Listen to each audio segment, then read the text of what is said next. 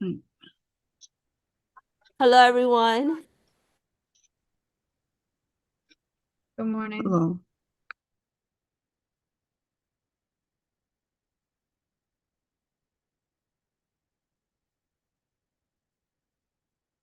You could let the people in, Randy. Just did it as you were saying it.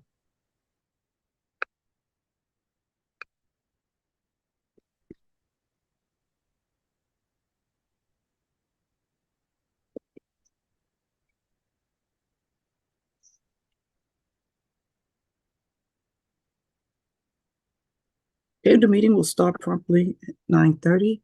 People are still coming in. In the meanwhile, those who are here, fill out the attendance form. Please put your district in front of your name.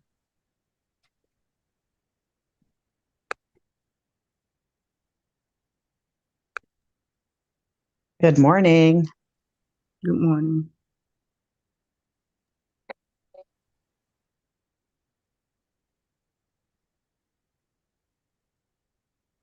I see a Josephine. Could you rename yourself with your district in front of your name, please? Yes, try to do that now. Let me help you, Josephine. What's your district? I don't remember. 20. I didn't hear 20. you. 20. Okay, 20. and your last name? Cangelosi. Oh, but you're gonna help me with that one. Hold on a second. C-A-N. Okay. Hold on a second. District 20. And it's Josephine. C-A-N. G-E-L-O-S-I.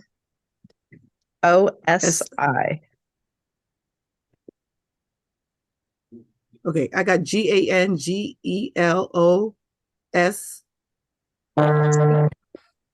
No, C-A-N. C as in cat. I got A. that. See? Mm-hmm. N as in Nancy. G-E-L-O-S as in Sam. I. Oh, go ahead. Well, if it's wrong, you can see Yep, it now. that's it. Okay, I had it right. I thought I missed the letter. Okay, thank you. Thanks. Mm-hmm.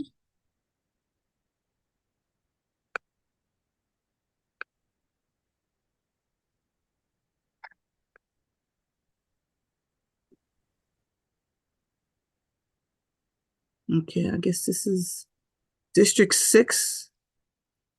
I don't know, it says DDP Council Good 6. morning. Yes, it's Caroline Jose, president of the District 6 President's Council. Good morning. Okay, yeah, I'm gonna try to fix you. Yeah, you could totally put my name, or you could put the D6 President's Council. No, we need Okay. we need your name. My name first, Caroline Jose. I can't do it through my phone for some reason. It's not letting me. No, it's okay. I'm doing it for you. Thank you very much. Came out. You had the D and the 6 was behind. I was like, what? Okay. Yeah, so I got Zoom it. is written that way. It's so weird. I got you. Thank you so much. Yes. It's Good morning. 9:30. Again, everyone, please put your district in front of your name, please.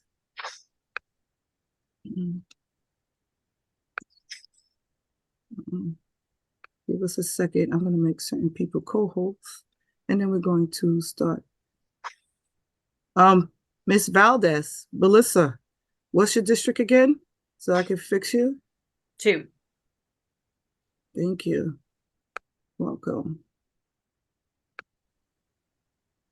Oh, you got it. Change.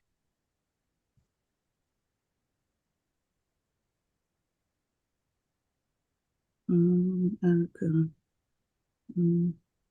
Eventually, okay, this 29 is all the way up here because she got a space. And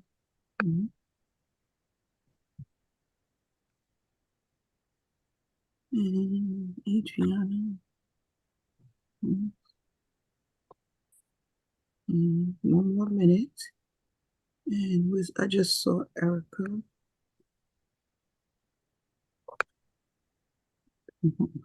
All right. Good morning, everyone. Thank you for being here. We're going to get our party started this morning. Happy holidays, everyone. We are at that time of the season, and that also means going into the new year soon and the halfway mark of the school year. Today is Thursday. December 14th is our general membership meeting for Chancellor's Parent Advisory Council. These are the current board members. We are going to go over because a lot of our new members. Okay, I will fix your name. All the new members. There's more new members here. So we'll go over. So I'm just gonna call y'all so I know Randy, you're here. Would you like to, before we do roll call, Randy, would you like to introduce yourself? Good morning, everyone. My name is Randy Garay. I represent District 21, and I am co-chair with Shirley. All right, Adriana, I know you're here. Good morning, everyone. I represent District 28. I'm happy to be this year's recording secretary and look forward to working with you all. Thank you. Erica, I know you're here. Hi, good morning. I represent District 8. I have 4 children with an IEP and 6 children in total in the district, and I'm happy to be here. Good morning. Good morning. I thought I saw Jimmy. Yeah, Jimmy.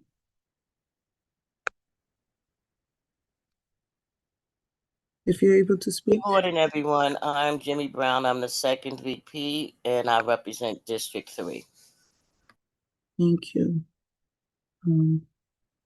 I see you, Jimmy, so I can make you a co-host. Oh, you're already a co-host. Thank you. I said Erica. So who's missing? Is Jazzy on? She's running late. Okay. All right. So for those who don't know me, my name is Shirley Aubin. I am one of the co-chairs with Randy Garay. I sit here for Queens High School President's Council. So review the meeting procedures and standing rules that was set ahead of time. Hold on. I see somebody has their hands up. That's Rosa, Manhattan High School. Yes, Rosa. Thank you for acknowledging me. Rosa Diaz, Manhattan High School's President's Council President here. I don't know if the attendance was taken. We haven't got apologies. we haven't gotten to there yet. Thank We you, haven't done thank you. attendance. No problem. So summary, we're going to ask for everyone to wait to be recognized before speaking. We ask everybody to be present. That means including in the chat. Let's be respectful, courteous, and professional at all times. It's okay to disagree. Just maintain decorum when we do so. That including to our invited guests as well, besides among ourselves. So we're going to go now. We're going to go do roll call. So if you have not done so at this time, put your district in front of your name so we can easily see who is present. So we're going to go in order today. We're going to start with District 1.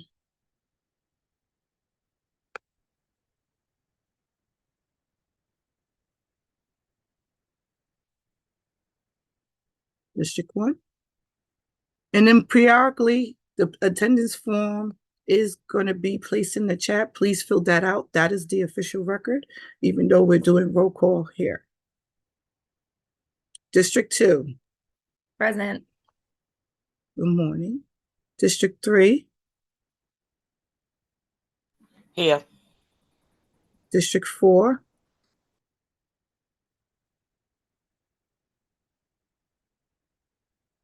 District 4. District 5.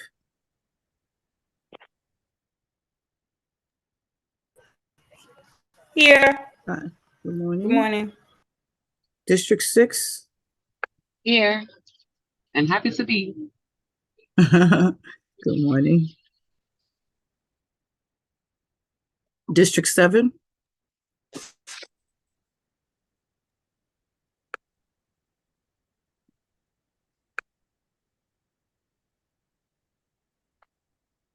District 7.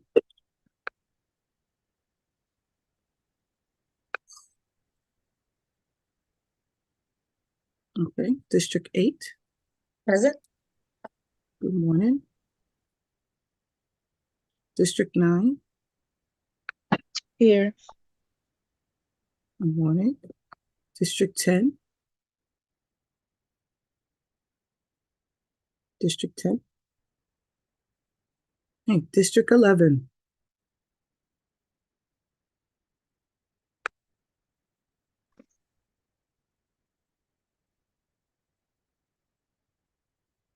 District 11. Again, I'm going to ask for those to put their districts in front of their names. Thank you. District 12.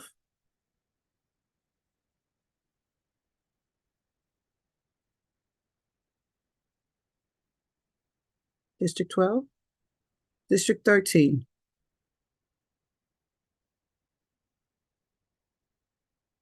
District 13.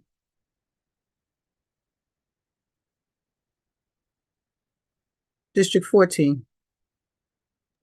Hi, good morning, Giselle, present. Thank you. Are you able to put the district in front of you? Oh, you did it. Thank you. District 15.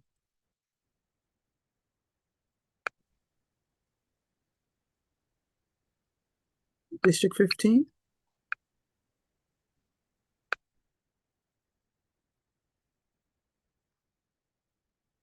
District 16.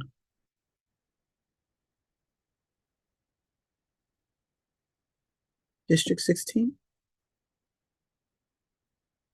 District 17.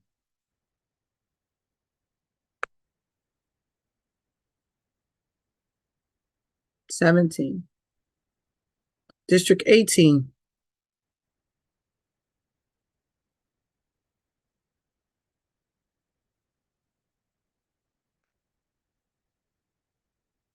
District 18. All right, District 19.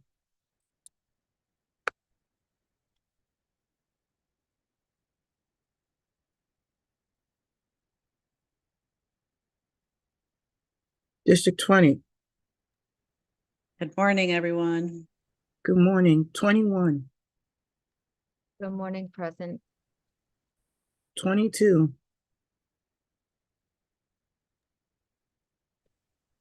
District 22. District 23.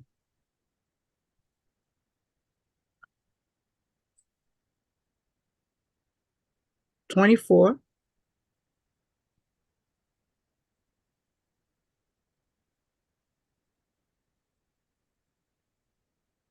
District 24.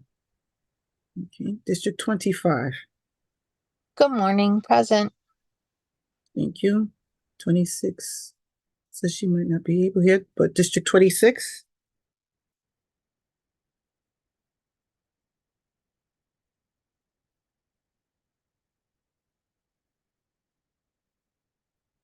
Okay, 27. District 28. Present. Thank you. 29. Present. District 30. Present. Briefly.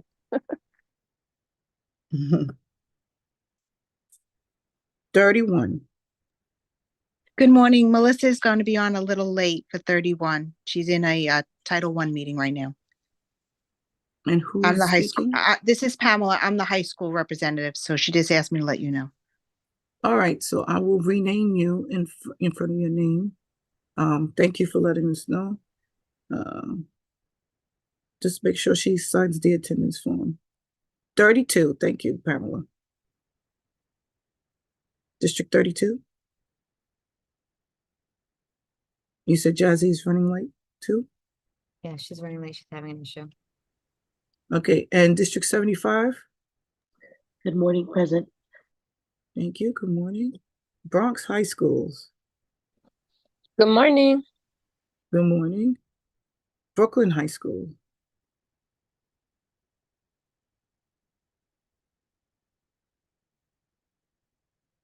Manhattan High Schools.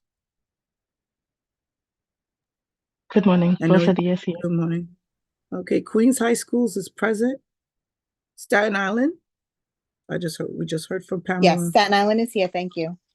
Good morning. So good morning, everyone. Here's our agenda. It's going to. Okay, thank you. So we're gonna go our agenda is changed. So after the face updates, we're gonna do our regular business. After the safe updates, unfortunately, because of this time of the year, DC Quintana and her team, also Chief Officer Mark Rappercent won't be here with us. So our face liaison will Settles Hit Not So Secret Jim will be coming on at 10 o'clock.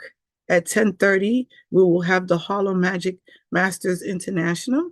Miss Miller will be presenting, followed by the Chancellor's section. He's unable to attend as well, but we'll have DC Kanita Lloyd to speak on his behalf this month. Then it will be followed by our CPAC members to talk about fundraising ideas. So we're going to review November 9th minutes, and they're on the screen. They were sent ahead of time.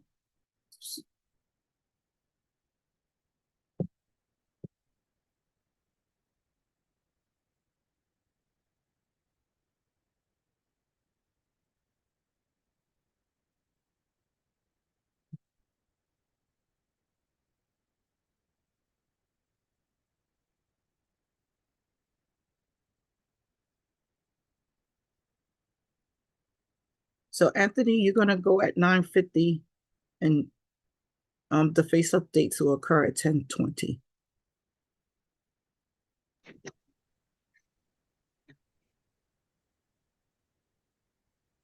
Okay, not a problem.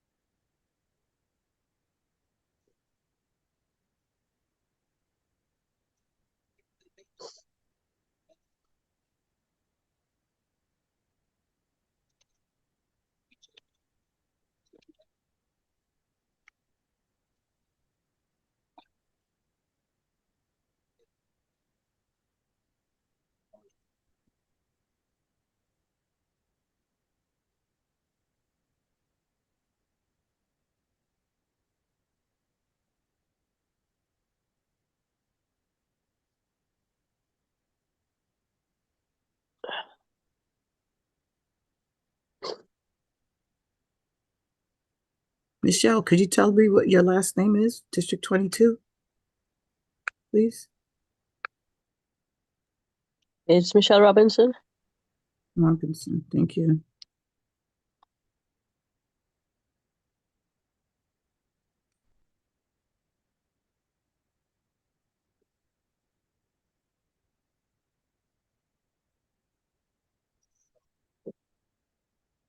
Okay, so everyone who came a little later, after roll call, please fill out the attendance form.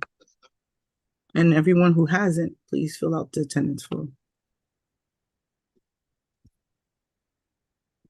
So at this time, anyone who would like to make a motion or has any corrections to adopt our November minutes?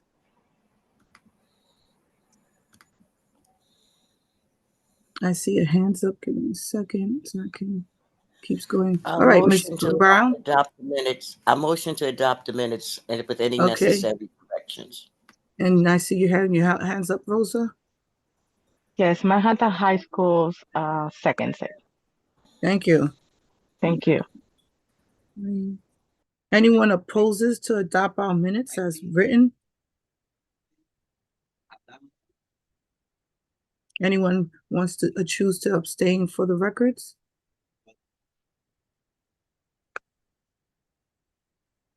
Okay, so most our November minutes are adopted. Okay. So here's some announcements that if you didn't see, I'm gonna close these screens so I can see them. Big Apple Awards nominations are now open. I'm pretty sure you received those emails. The New York City Council Committee on Education with Committee on the State and Federal Legislation hearing is happening today at 1. New York City Public Schools is introducing New York City Teen Space. It's a free mental health support for students aged 13 to 17.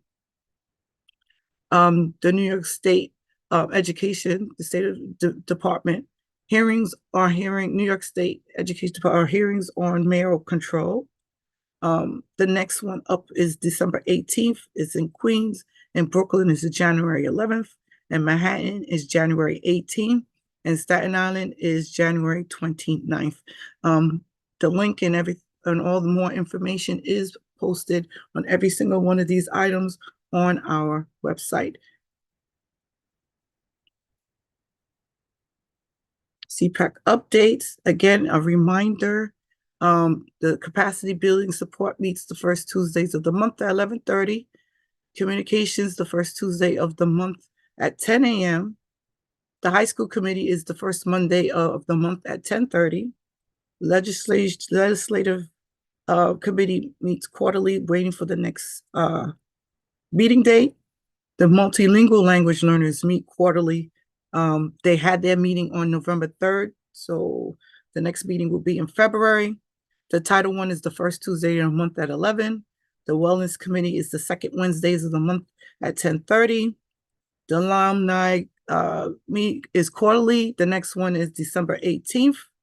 So we're going to remind, this includes our members. Check the website for news, info, events, and resources, and sign up for CPAC's committees are all on our website. Task team updates. The A655 working group is waiting for the draft version of updated version of the revision of A655. The equity working group you see out there, the members of education councils, members of CPAC getting emails to form this equity working group. Digital Learning and Dyslexia Task Force. We're going to hear more about that and the Special Education Advisory together. They are rescheduled. That team is rescheduled to come back to CPAC in January. The CEP, the citywide CEP template and I-Plan meeting will resume in January. This is off election year for the CCEC elections working group. But however, they haven't seen the results, but there's an independent contractor to see how to improve the elections process for the citywide community education council's process. The New York City class size working group made their finalized report was released. I want to say Tuesday. Well, if it wasn't yesterday, it was Tuesday, and it's on the DOE's website. Their recommendations, and just keep in mind their recommendations, they are not binding to New York City Public Schools to go by those recommendations. So we're going to come back to the FACE updates. We're going to have Mr. Settle talk about finance and fundraising. So you have the floor, Mr. Settle.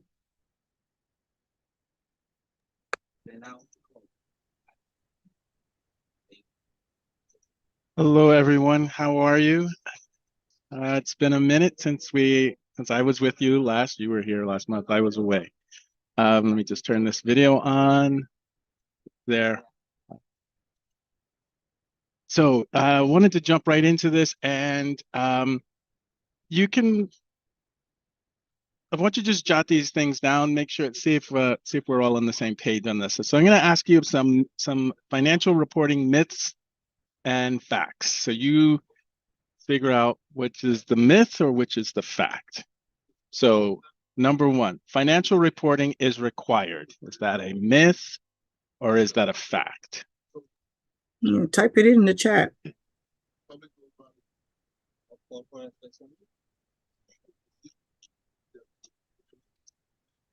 Second, PAs and PTAs can use petty cash. Is that a myth or is that a fact? PA,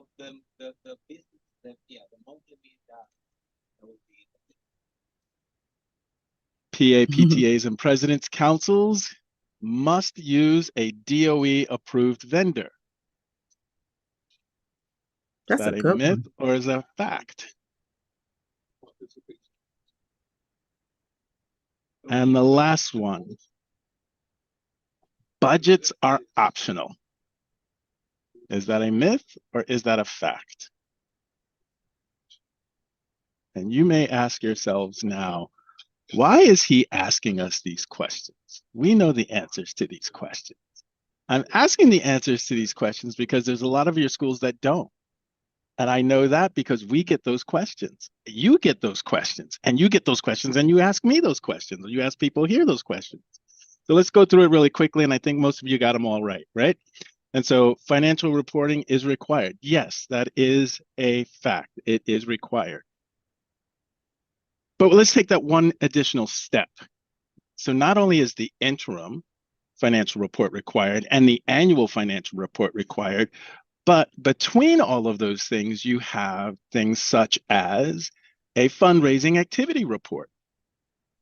That should be completed after each fundraiser, and then put that in your binder or your folder or wherever it is. Why? Because it does helps you with a number of things. And please share this, please share all this information I'm giving to you. Please share it with the PAs and PTAs in your districts, right?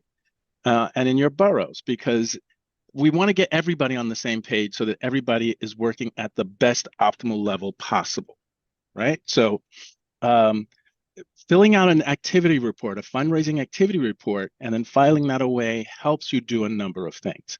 First and foremost, on your monthly treasurer's reports, and I hope that your treasurers are giving treasurer's report at your monthly meetings, right? But on the treasurer's report, you can have a listing of how much you brought in for this particular event, how much did you have to spend for this particular event.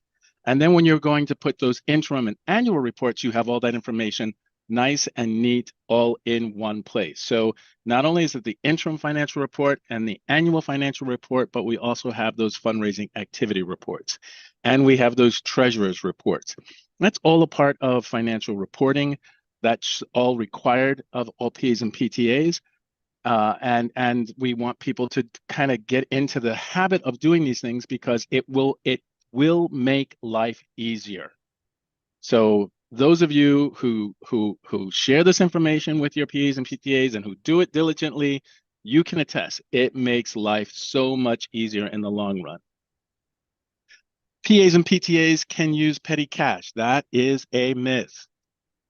Petty cash is expressly prohibited by Chancellor's Regulation A-660. So no petty cash. I know that can make life a little difficult, but you can't write checks out to petty cash. It's really, that's just a no-no. It gets people into trouble. That's really what it was. And I'm trying to make sure nobody gets into trouble. Because then that's a kettle of fish that nobody wants to dive into. PAs and PTAs must use DOE approved vendors. Is that a myth or is that a fact? That, my friends, is a myth. PAs and PTAs do not have to use DOE approved vendors. You're free to use vendors who are going to give you the best price. That's really how it should go. Now, I'm not going to suggest that you get your Uncle Vito to be your vendor because that could be a conflict of interest. But you can set up a whole process the way you want to set it up so that you're assuring that you're not in those conflicts of interest gray areas, but you don't have to use a DOE approved vendor. You're not using tax dollars. We have to use DOE approved vendors because we have to be accountable for the money. You have to be accountable for the money, but you are free to use the vendors of your choice. So you can do that. Budgets are optional, myth or fact. That's not a myth at all. That is a fact. That is not a fact. Your budgets are absolutely required. It's not an option. You should be proposing your budget, having your members see the budget and approve the budget, and then you work from the budget. So budgets are optional is a myth. Let me be clear. Budgets are not optional. You have to file a budget. So take the time. And here's the reason why I'm saying like take the time to create a budget each year, right? Because you want to know, right, what you can really do with the money you're raising. You want to know how much something's going to cost you. That's going to be your outlay. That's your expenses. And you want to know, approximate how much you're going to bring in so that you can do what you want to do, but also be able to do ultimately what you want to do for the kids in the school, right? So you want to have that budget and you want to have that budget approved. And then getting that budget approved for those things that are on the budget, you don't have to run back to the membership for approval on things. What you would run back to for approval are those things that do not appear in your budget. So those are the things that I in terms of myths and facts that I think are really good for all of us to have to know. So some of the things that I just mentioned, and last time I was with you back in October, we got to bank accounts and the signatories on the bank accounts, and we were about to talk about fundraisers. So fundraisers, most fundraisers are really no problem for you. There's no real limit in terms of how many fundraisers you can do per year that are outside of instructional hours that involve students during a school day on school property. If you wanted to have a 50-50 raffle at your PA or PTA meeting in the evening, you can have as many of those as you want. You want to go down to the local catering hall and have a dinner or something once a week, I mean, let me know because I'll come. You could do that. But during the school day, that involves students during instructional time. So we're basically talking between the hours of 8:15 a.m. and 3:30 p.m., somewhere in there. You're permitted to have 2 per year with the permission of the principal. So you have to have the administration on board with that. Please don't assume that you're going to just automatically do this. That should be part of the conversations that you are having with your school administrators around the things that you want to do and around those things that the school or the administrators may identify as real wants and needs that they are seeking your assistance on. So you need to have those quarterly meetings, and part of those quarterly meetings should be discussing these elements of fundraising, finances, and all of that with your school. So just be very, very mindful of that. When it comes to this, I know some of you like to have or have had or maybe considering having flea markets. If you are doing that, please consult Chancellor's Regulation A-650. That's really, really important because there are a number of steps that you're going to have to take in order to have a flea market. If you're having raffles, high-end raffles, you want to consult A660 and you want to see Section 3C2. Door-to-door solicitations are not permitted, so please be very careful about that. And it's a whole safety issue, both for you and your members, as well as and having students do that is just an outwardly no-no. If your raffles are below $5,000, there's really no issue. You just make sure that you're including that on your paperwork. But if you're above $20,000, then you really have to seek. You have to file some paperwork with the New York State Treasury's office, the Treasurer's office. So you just be mindful of that. All of these things that I'm talking about right now should appear on a Treasurer's report. So if you had 3 bake sales in the court since the last time you had a PA PTA meeting, that those 3 bake sales should appear on the Treasurer's report. If you've done your picture day or your candy sales, you want to make sure that that is appearing on your treasurer's report. You want to give an accounting to your members of how much money you brought in that month and how much money was spent that month. So if there was a bereavement and the PA or PTA wanted to offer something along those lines, you want to include that in. If something last minute came up that the principal wanted some assistance with, or you figured out a need that some assistance was needed within the school, you want to include that on the treasurer's report. So treasurer's reports are not optional. You really need to have those at every meeting. And they really just help to keep an accounting of what the finances and the financial health of the association is at that moment. Reimbursements. So here's the thing with reimbursements that I always like to remind people. If someone in your community lends assistance and outlays something that injustice, they should be reimbursed for that. And so you can put that in your budget for reimbursements. And if you don't put it in your budget, then you want to make sure that you are just having the members be made aware and approving it, right? So you want to make sure. So these are payments for goods and services that were paid by another party up front in lieu of making a payment on the back end. And so reimbursements are always to be made with a check so that you have a paper trail and you can have some accounting in regards to that. Collection of funds. So you can use an application that are tied directly to your bank account, and this is why we want you to have that. In the regulation, that's why we tie it into the email, right? It's so that you can. It has to go directly into the bank account, so you cannot use an app like Cash App, where the money's going to go to you and then go to the bank. It has to go from the person who's giving the money directly into the bank account, just as though they were giving you a cash donation or giving you a check. You deposit that directly into the bank. Are there any questions at this point on anything that I've talked about? Yes, there are. They're in the chat. So when it comes to fundraising report, what about school stores? How do they keep change on hand? So you should always, I mean, I'm figuring that as a store, you have a certain amount of cash that's already on hand that you have collected. Like I'm thinking of schools that have like a room in which they have inventory, and along with the inventory, they have cash or something like that for the purposes of making change. That I'd have to get back to you on. We didn't cover that in the reg, but you cannot write a check to make petty cash.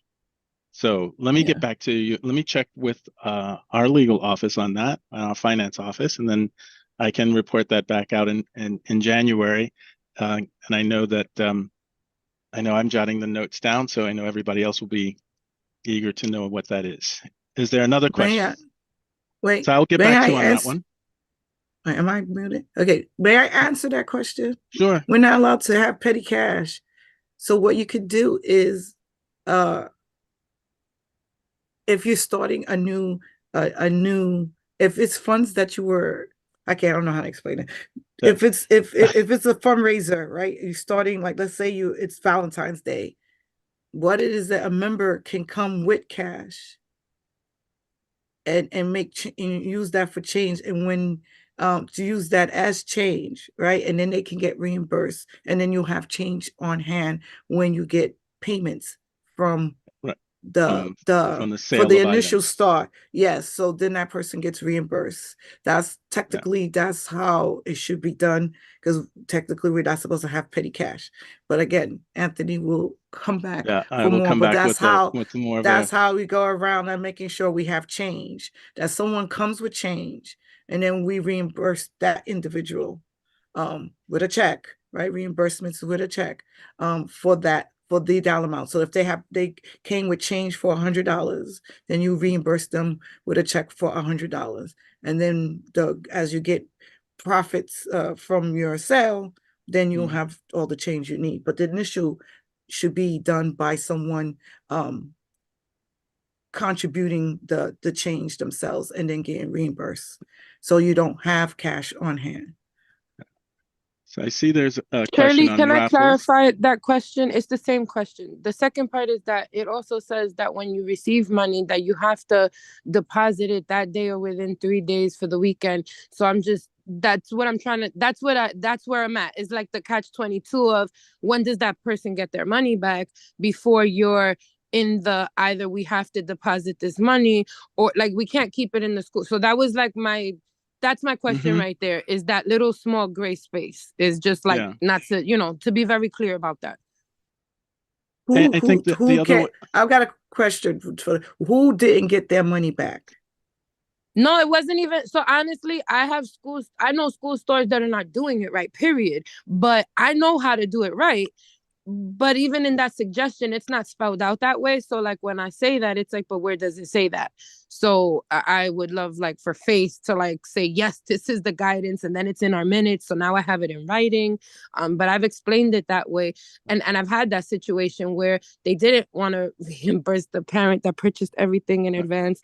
It's very weird situations in different schools. So I just wanted that to be spelled out so that I could have something like concrete that this came from Faith that could clear up all those different weird situations. so Rima, so let me just say this. It's something I'm going to have to sit down with legal and the finance office to figure that out. So it's before I say anything that goes into the minutes that then that someone can take and run with and then maybe run in the wrong direction. So as always, I never want to give out an answer off the top of my head that I'm not sure about. If I'm not sure about it, I want to be able to research it, draft clear and coherent guidance that makes sense on the ground for you and for your schools. And so that's why I'm saying I will have to get back to everybody in January about that. Or if I can get some information before then, I can get that to Randy and Shirley, and then they will be able to disseminate that out to everyone else. But I don't want to say something that is not correct or half correct, and then someone gets themselves in trouble. That's the last thing that I ever want to see happen. So I don't want to create that as a disservice to this council or to any council or to any PA or PTA. So I will get back to people with a response and with some guidance. Fair enough? Yes. Thank you so much. Okay. Good morning. There's another question. Mm-hmm. Can you discuss how raffles are to be conducted if the executive team wants to do one for parents to win prizes? So as we see in CRA 660, right? Anything below 5K, you don't have to report that out necessarily to the state of New York. Anything above $20,000, so let's just say you have a very generous donor and you want to raise an enormous amount of money for the school, and they say, "Oh, I own a car dealership. I'll donate a car." Right? That is going to get you into those state rule areas. So that you would have to first before you do anything, you would have to contact the state treasurer's office, New York State Treasurer's office, and file paperwork with them before you proceed to move forward. If it is a raffle, such as a 50-50 or a gift basket, very rarely is a gift basket going to go above $5,000. If it is above $5,000, we're again in that gray area where you may need to be in touch with New York State. So if it's below 5,000, I'm going to say if it's below 500, there should be no problem. But anytime that you are going to give out cash prizes, you have to be very careful, because now you're in that area where New York State Treasurer's office and gambling office come into play. And so you have to be careful. So before doing anything like that, I would suggest write out the plan and then share it with first with the district office, with your president's council, or with us, so that we can then provide you some assistance with that. But yeah, just you can do them, but you have to be very careful when you are doing them, because you have to make sure that you're not crossing any thresholds that are going to require the state to step in, and you want to make sure that you're not crossing any thresholds in which the gambling office in New York State, which is also part of State Treasurer's office, would be stepping in to say, hey, you got to talk to us first. So let's just first figure all that out before you proceed to move forward with some sort of gambling. Along with that, and we've seen this happen, be somewhat skeptical when someone comes to you and says, I can guarantee you X amount of dollars if you do this particular thing in terms of this kind of raffle or this kind of, I don't know what they call it. I always say potential scam. There are unscrupulous people out there who will try to take your money or take the money from the people of your association or your school. So just be a little skeptical. Do your homework, and make sure that whatever you are doing, you're doing it in the best interest of your school and your community. But yeah, so before you do that, make sure that you're just crossing all of your T's and dotting all of your I's, so that you're not getting yourselves into those areas that either New York State is stepping in or some other entity would be stepping in. And you want to make sure you don't get scammed. I always say, if it's too good, if it sounds too good to be true, it probably is too good to be true. Give me a second. There's several questions, Anthony. Good morning, please. I'm trying to, as people write, I keep losing the. I see one from Staten Island. Are schools allowed to host Wait, I multiple want to go. I candy would like to go. Yeah, I want to go in order so people don't get skipped. Just give me, there's one before that. Okay. Damn, they said all this before. Okay, facts. I had it in good morning. Okay, we just answered that. Okay. Oh no, it is the next. Or I thought I saw. Okay, are schools allowed to host multiple candy sales during a school day outside of the cafeteria in 1 month? That's one of the things that we are, I know that has come up for CPAC and asking. I think we are close to having a little bit more guidance on that. I know I'm not quite sure just yet. So let me hold off on that, on answering that question until I've had a chance to confer with some folks here. Does the treasurer's report have to be as of the meeting date, or can it be the end of the previous month? That's a good question. I personally would like to see it encompass the time from the last treasurer's report to the current treasurer's report. But that may overlap, or that may not include what you're receiving from the bank in terms of your statements that you also want to include in your treasurer's report. So I would just say it should encompass the 30 days between reports, because then you're going to have as comprehensive a report as you possibly can. So I would say from the time that the last treasurer's report was given to the time that the current treasurer's report is given should be the amount of time that you're looking at covering in the report. So what is the income? What are the expenditures in that 30-day period? Okay, next question. Zelle, yes. PayPal, no.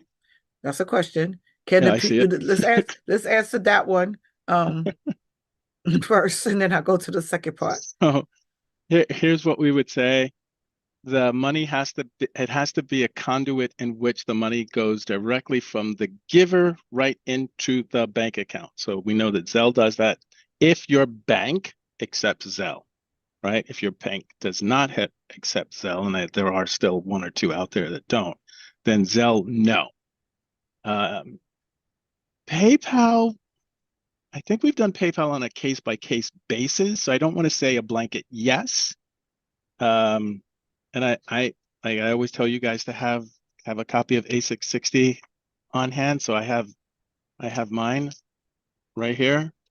So I will look through. I'm looking through it really quickly to see whether or not, because I don't have, as I keep saying, my superpower is reading. It's not memorization. So let me get back to you on that one as I scour through this. And then I will probably be able to provide a more definitive answer. I know that in the past we've done PayPal on a case-by-case basis. So let me just make sure to see what we put in the document as an update on that. But Zelle, yes, as long as it goes directly to the bank account, not to a third party. Anything that goes to a third party is not permitted. Can the PAPTA accept credit cards through their business account? If you have that, again, as long as it goes directly into your bank account, yes. If it doesn't, no. So I know that some people have card readers. That's one of the big things these days. As long as that card reader is connected directly to your bank account, there's not going to be much of an issue. Can the nuances surrounding raffle tickets, parentheses, type in vendor, and those smaller but important rules and guidelines be noted? Can you repeat that one? Can the nuances surrounding raffle tickets, in the parentheses, type in vendor, and those smaller but important rules and guidelines be noted? Yes, we will. Whatever guidance we will come up with. I'll make sure that we get all of those things in there. And if not, then we can always go back and rewrite. It says A660 says raffles cannot be sold to students. Does that count for raffles to win a week of dress down days or principal for the day fundraisers where there's no money prize? Generally, when we're talking about raffles that are not sold to students, we're talking some sort of cash prize. We know a lot of schools will do a raffle for dress down day or whatever that might be. But as far as let's be clear about who A660 addresses and who A660 governs. So A660 governs PAs, PTAs, and president's councils. So you cannot. And in terms of responsibilities or guidelines that go to principals, that's going to come from school leadership. And so I'm pretty sure that the same works there, but you cannot sell raffle tickets that that award cash prizes to students. Okay, so and also, do automatic transfers qualify as directly into your bank account? Like an ACH transfer, yes, that's allowed. Again, what we want to make sure is that the money is not going first to a third party and then going into your bank account. So if the rule that we established in A660 in the last revision is that whatever's going in has to go directly into your bank account. So yes, that would be permissible. Okay, so you have a little bit more to go, Anthony, because we're at 10:21 at this time. You wanna wrap up? We could always come back. Yeah, we can always come back. I just want to just really touch really quickly on the importance of financial reporting. And here's why this is like a really big thing. First and foremost, it keeps you out of trouble, right? Keeps you out of trouble. It gives an accountability or an accounting of your finances to the members. It's their money.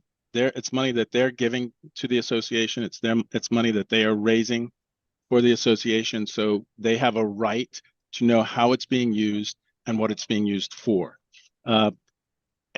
The quickest way to break trust between an executive board and its membership is to, not be very secretive about money.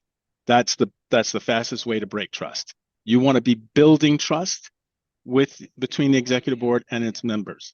They need to feel as though they have a level of ownership to all of this. And the best way to ensure that they feel they are a part of this is making sure that they know what is happening in a clear, deliberate, and intentional way with money that the association is raising on behalf of the students in the school. So just make sure that that is the real importance. So realize it can be a pain in the neck to have all these reports to be done.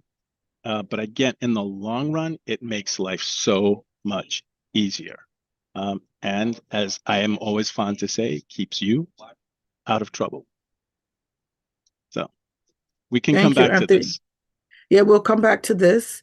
Just like make sure our speakers are not holding. So now we're going to hear from our executive director from FACE and the deputy executive from FACE. We're going to hear from Christina Melendez and Jesse Mojica, and we are already speaking to our FACE liaison from the governor's team, Anthony Settle.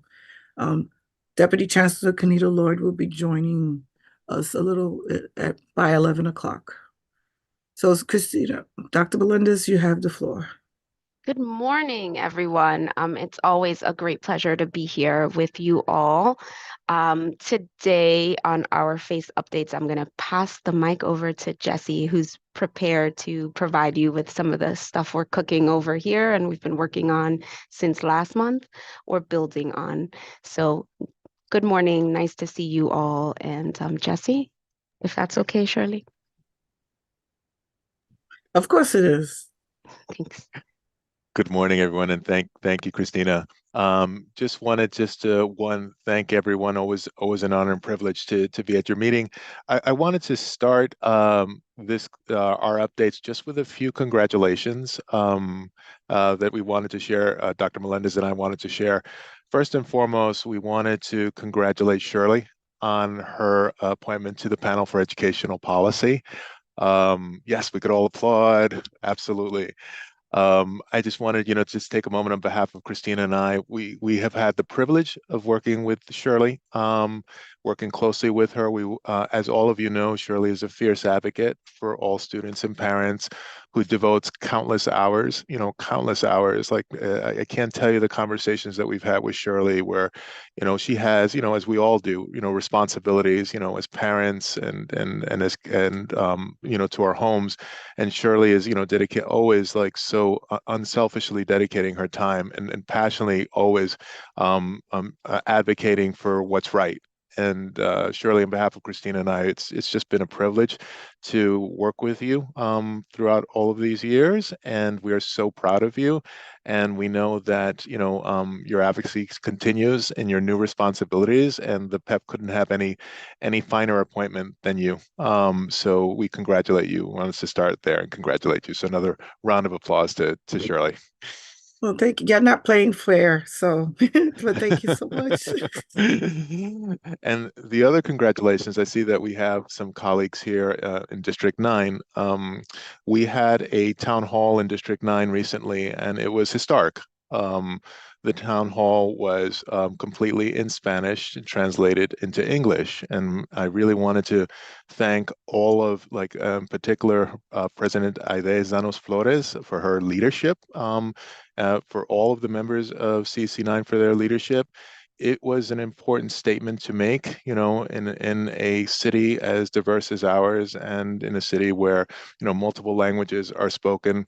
Many a times, our parents are in conversations where, they're the ones with headsets and kind of going through all of the technical issues that you have to be able to engage in the conversation. And in this conversation, it was, a statement about ensuring that all of our parents have access to information. And it was the individuals who did not speak Spanish who had the headsets and were going through that process to really sensitize us as to what parents who don't speak the language go through, on a day-to-day basis. It's not easy to have. I mean, we're appreciative of it, It is, a tremendous resource that we have within our school system, but it's also important for us to know what parents who, do not speak the language, go through, and to be able for us to understand, some of the barriers and some of the challenges and where we could do better.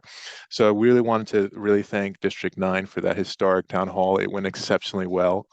It was just tremendously run, and wanted to thank Aide and all in District 9 for their leadership on that. And then last, thank you before I go into the updates is, I see colleagues from District 4 on the call. So really wanted to thank District 4 for their hospitality yesterday at their meeting, and look forward to continue to engage with all of our colleagues in District 4. So I wanted to, also thank every single one of you for the work that you do day in and day out. We deeply appreciate it and respect it. So some of the updates here wanted to talk about, we continue to work closely with our family leadership coordinators throughout our system, and we do that in a couple of different ways, where we offer what we call office hours to them, as well as professional developments. And we cover a myriad of different topics, and our family leadership coordinators are our colleagues and our partners in this work. They are the district representatives and a very key part, in a support for our parents. So we have, I know that on December 5th, we hosted a professional development for family leadership coordinators, and the topic on that was using committees on parent leadership groups to increase family engagement. I know on December 18th, we will have our next office hours with family leadership coordinators, and that topic will be on financial reports and other financial matters. And our next, also part of our work is our professional development with our parent coordinators.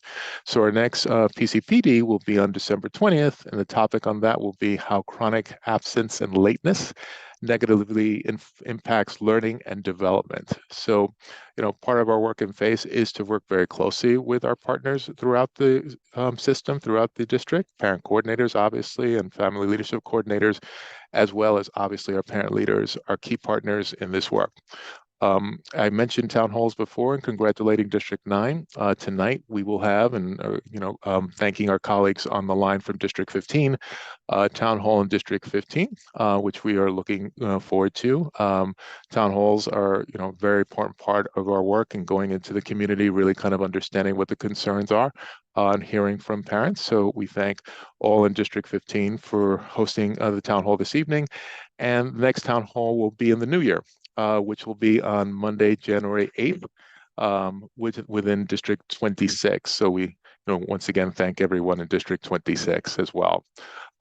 Also want to mention that our community partnership team has been having conversations with a variety of different stakeholders. Actually, while we're in this meeting, we are hosting a city agency conversation. We come together with our partners in city government and host city agency conversations that are led by one particular agency.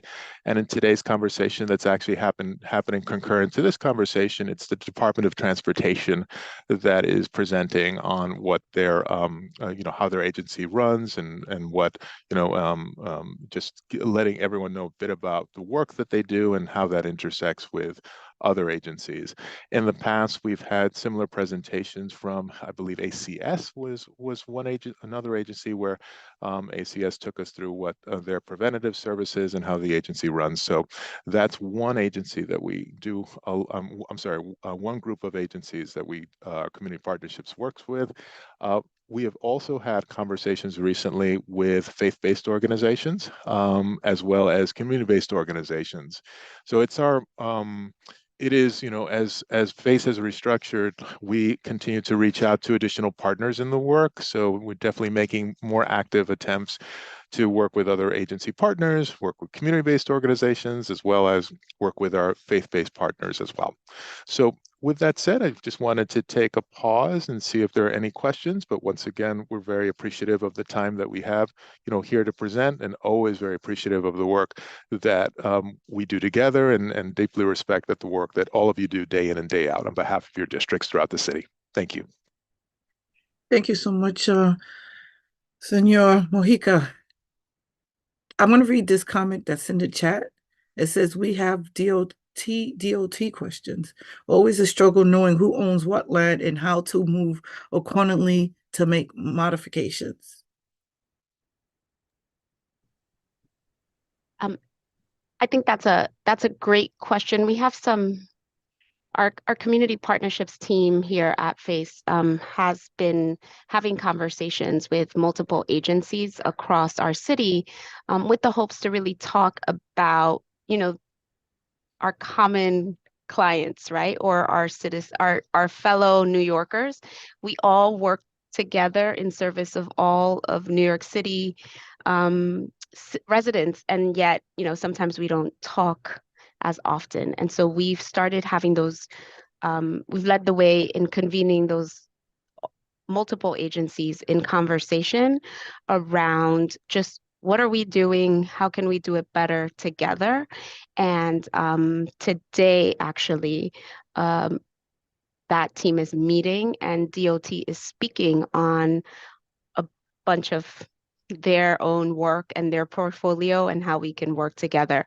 And so I will send that over. I mean, Rima, if you can give me, I can imagine where you're talking about, but I would prefer if you just told me where you were talking about so that I can surface that for them, and maybe we can have one conversation around that with us and them, and look into it. Okay, great. She qualified, for those who don't see the chat, shared spaces, and she added Ed Park, but it's something I want to replicate. Yeah. So And yeah, good. So go ahead. No, and I just wanted to say that that's something that we are doing, aside from all the other work that we do that you may be more aware of. I think there's this other space that's also happening, because the work that you do impacts the whole community, and there are many agencies involved and CBOs involved in your communities or in your school communities. And so we're trying our very best to build those partnerships, build those connections so that we can together have conversations. I knew you were speaking about these spaces. But yes, Ed Park and Ed Park campus and Truman High School. And I'm sure there are other spaces that folks on this platform want to surface around maybe another city agency or DOT itself. And so we are happy to either engage, bring those conversations up to them in our next convening, which is now. I'm going to send that to folks right now so that they can add it to the chat and maybe get a conversation going. But also, if we want to meet together, they're open to all of these conversations. Awesome. Thank you. FACE usually stays towards the end. So if there's any other questions, we will address them towards the end. So we're going to move our agenda items along. And now I would like to introduce Karen Miller and her program, why is it showing that? Okay, the Harlem Magic Masters International, Inc. I will be showing her slides for her. So at this time, I'm going to introduce, wait, this is not the right one because I want to get her title right. So hold on. Where are we? Here we go. We want this one. Same thing. Harlem Magic. And she's a New York City vendor, New York City's DOE vendor. The vendor number is right there. I'm going to give the floor to Miss Miller while I switch to her slides. Good morning, everyone. How are you today? Can you hear me? Yes, ma'am. Fantastic. Shirley, thank you again for having us on to talk about what it is that we do. So we are the Harlem Magic Masters. If you haven't heard about us, we are a basketball entertainment team, and we do assembly programs in the school. We do pep rallies, basketball clinics, family fun nights. We recently started helping schools roll out their Project Pivot. we do programs with themes. So it's more than basketball for us. So a lot of our assembly programs will have various themes. Some of the most popular themes that we have are anti-bullying, respect for all, chronic absenteeism. Let's say, for instance, if you're doing a family fun event, just to explain to you what that would look like is we would send out 2 players and a live DJ, and we don't put a limit on how many students can participate in it. And an assembly program would look like a 45-minute session where the players would do tricks with the basketballs, all high energy music, all age appropriate. Everyone's having a great time. And towards the end of the program is where we generally will give the motivational message of the school's choice. One of my favorite events that we do is the family fun night. The reason for that is because I used to be a part of the PTA for my daughter's school throughout her whole school year. And that looks like bringing the whole school community together. So the teachers, the students, the parents, you can invite your local police department, your local assembly people, your local fire department, and you just have a fun family engagement. We can do that in the day, we can do that in the evening, we can do it over the weekend, and that would be a 90-minute program, very similar to the assembly program. But let's say that the school has certain initiatives that they're trying to roll out. So it could be that maybe, I know that a very hot topic is chronic absenteeism. That could be the time where we partner with you and we would turn the program over to you at a certain session to roll out what your mission is for that semester or the beginning of the school year. We also do a lot of mentoring programs. And most of the time we do that with part mentoring and part basketball clinic. There are some schools that don't want the basketball portion of it. They just want the mentoring sessions. And that's worked pretty well. The reason that works well is the majority of our players are products of the New York City public schools. And they've played on a collegiate level, and many have played on a professional level as well. So they've sat in the seats where the students are sitting now and really share their experiences about finishing high school, the importance of, being in school, getting good grades, and also their collegiate and professional experience beyond the basketball piece. The basketball piece is what really draws them in, and the music, and it's a lot of fun, and it's been very successful. So that's kind of like the gist of the programs that we do. We can also customize events. So there's schools that will do field days outside, or let's say it's around test prep. That was really, really popular over the past couple of years. So around the testing for the ELA test, the math test, we would come in and do sessions where we encourage the students to eat well, get rest, do well on the test. And it's pretty much like an icebreaker, because a lot of times we hear from the schools that environment is very tense and students are really, worried and nervous about it. And we come in and do programs like that.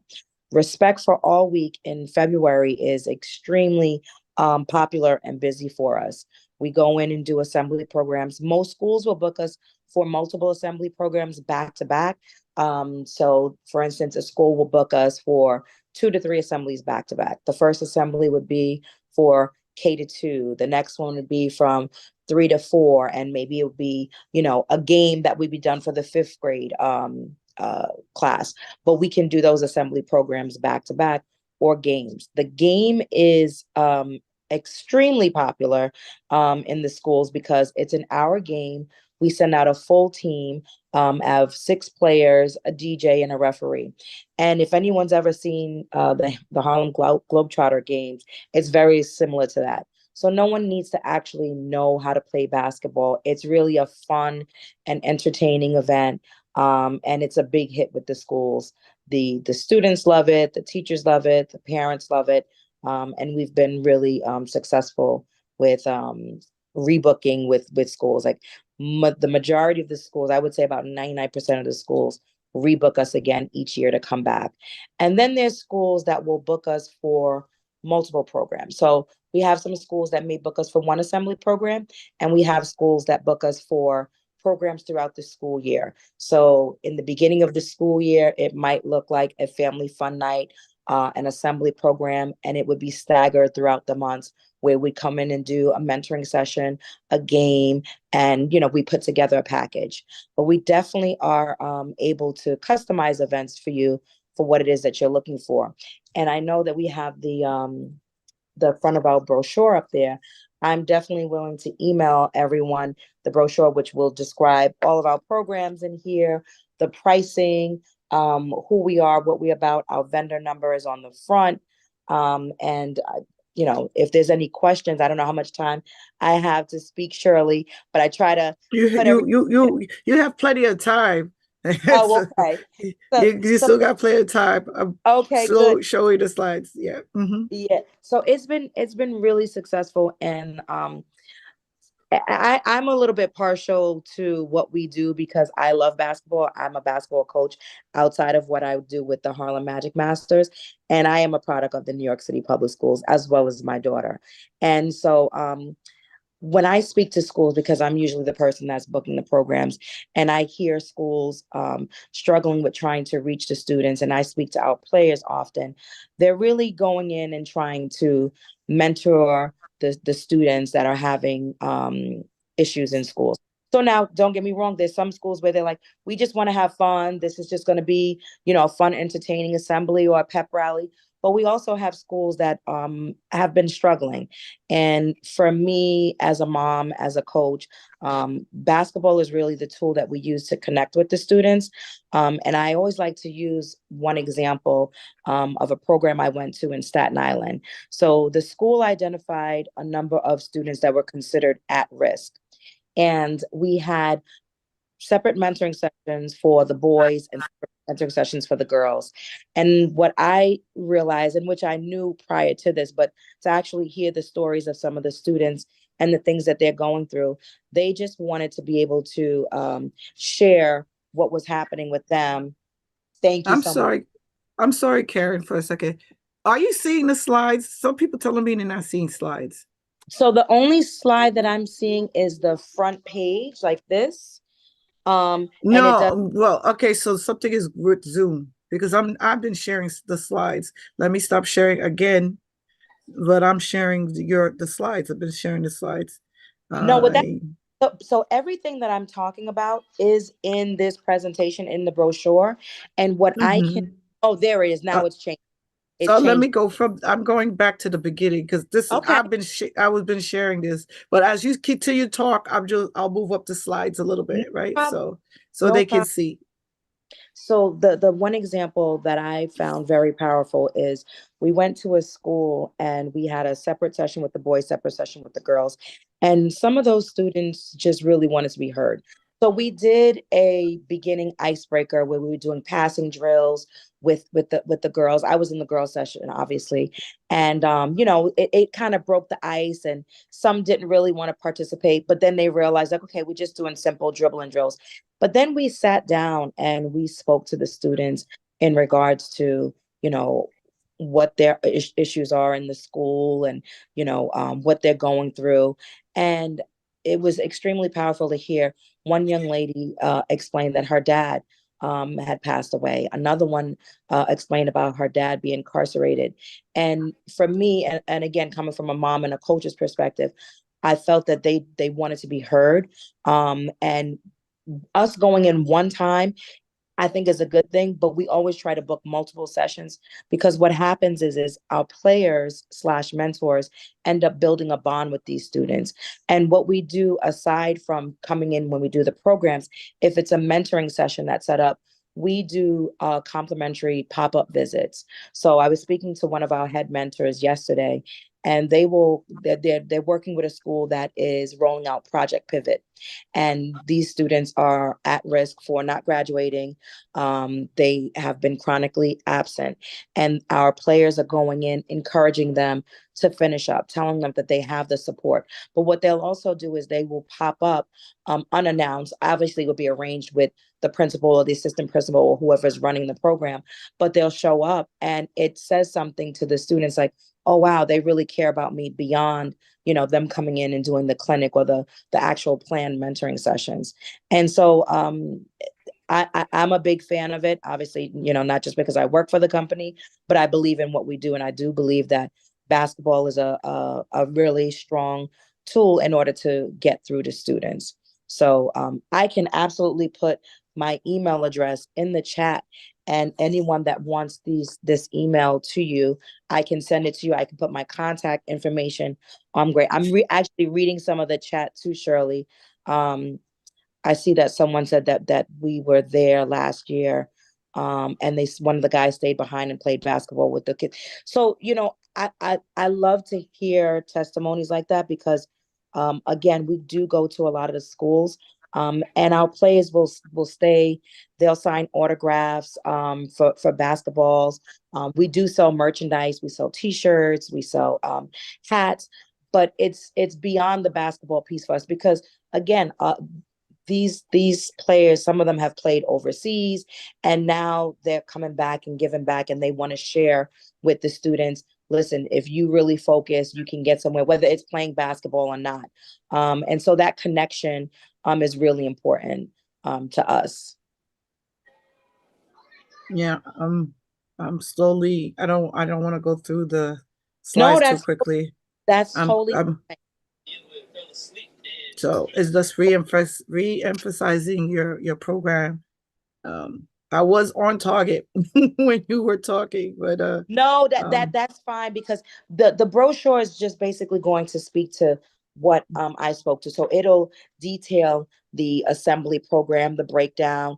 It'll tell you the different themes that are in there. It talks about the mentoring workshops and the basketball clinics. It gives, the prices and a description of it. And again, the beauty of it is that we can tweak programs to customize packages for you if there's something in here that may trigger an idea and you say, oh, well, we're going to do a field day at the end of the school year. We'd like to do something, or when you're coming back from break. And actually next week we're booked with shows in a lot of the schools because people are looking to do things around the holidays. February for Black History Month, we do a lot of programs, and the programs are there for the students. We've done developmental programs with the teachers, where it's like professional development days, which have gone over really well, where we will send a player and a DJ and they may do like a karaoke, event. But we get really creative with the programs that we do. Yeah, thank you so much. No problem. I think she's insured. The program is insured as well. So, and then the staff, she talked about it. What's the last slide here? Events a slam dunk. And here is her contact information. You could take a screenshot of that as well. She's going to put it in the chat. Yes, I am. This is a summary of everything. Yes, certification it is. and everything. All right. So in the meanwhile, I'm going to ask anyone has any questions for Miss Miller. You can put it in the chat or you can raise your hands. Or any comments. Okay, we got a hand. Give me a second. Let me see who it is. Miss Adriana, District 28. Good morning, everyone, and thank you, Karen, for being here with us. I have a quick question. You mentioned that one of the offerings is a mentoring program. Yes. What are the age ranges that you provide mentoring for? Is it elementary school? And then within that, do you have any stipulations, or is it middle school and high school? No, Thank you. we actually do from elementary all the way up to high school, because our players are able to really cater the programs to those different ages. So, and it's very interesting you asked that question because I spoke to a school recently that, they said that they were having issues with chronic absenteeism.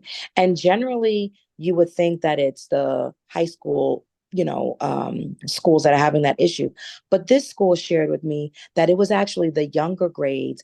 And, it was an issue with communicating with the parents, and it just wasn't like really a priority, which for me, I mean, my daughter's 26, so she's much older.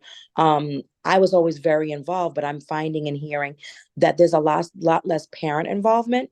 And so what we suggest to schools about that is to have a parent engagement, a family fun night, where you would put together a flyer, and you can use any of our images from our brochure, and you can send out a flyer saying, hey, here's some incentives to coming to this program. And then we really try to get everyone on the same page, because it really, I strongly believe it takes a village to raise a child. And when you get the parents on board and you get the students understanding the importance of it, we have more success that way. So the mentoring sessions can be from elementary all the way to high school. Awesome. Okay, so can you please go into a little detail about programs for students with disability? Is mentorship available for students with disabilities? Absolutely. So we do programs where there's students there that are autistic, that are on the spectrum. We actually had a player who was diagnosed with dyslexia. And when he goes out to the schools, he would share that experience. We've actually done programs outside of the schools too, because we do go to Connecticut, New Jersey. We do out of town games that people do as fundraisers. We've recently done programs at schools where it's really at hospitals. And so the students are special needs, and some of them actually live on the campus. So we do it very similarly to the way we do the assembly programs and the games, but we cater to them if they are, developmentally challenged, if they're in wheelchairs. Our players are very much creative in getting everyone involved. One of the things that I'll share with you that we do, like, so if you can kind of envision, is we do something that's called a magic circle. So again, very interactive. We'll call up a number of students to participate in the magic circle. We'll have one of our players in the middle who does tricks with the basketball. And it's basically, maybe he'll or she will pass the ball in between their legs, and the students have to catch it. And it's a game of like, you've been caught, so you're out. And then we have winners at the end that we give a t-shirt or a hat to, but we make sure to include everyone in it.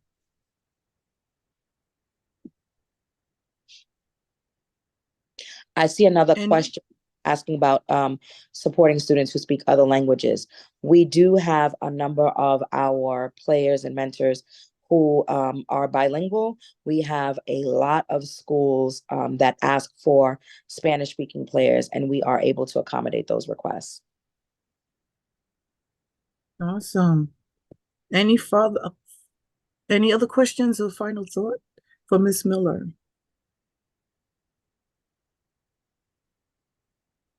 Okay, thank you, Ms. Miller, for coming to us and sharing this wonderful program, giving options to many of our PAPTAs, our schools, even Title I PACs. She mentioned she does do Title I programs as well. Yes. You want to touch on that a little bit before you go? Sure. So the title, with the way that it works with the Title I schools, I know the Title I schools receive Title I funds, and we do the same things. It's the same programs that we offer. We work with you to schedule those events around when it works for you guys, and it's pretty much done the same way. Awesome. Thank you for taking time out and joining us this morning. No problem. And thank you so much for having me, Shirley. We really appreciate it. no problem. Happy holidays. Thank you. And I'm not kicking you off. You can stay on, but I'm just, just in case we don't say. Okay. No problem.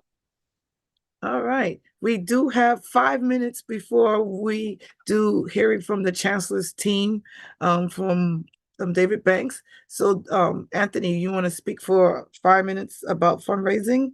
I don't see DC Lloyd on, but I see some of Chancellor's Banks cabinet here. Some of the chiefs are here. So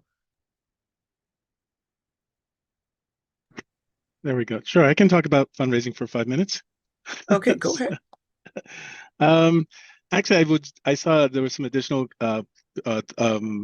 responses in the chat. So I did put into the chat a guidance that we have on PAPTA. What's that thing? Raffles.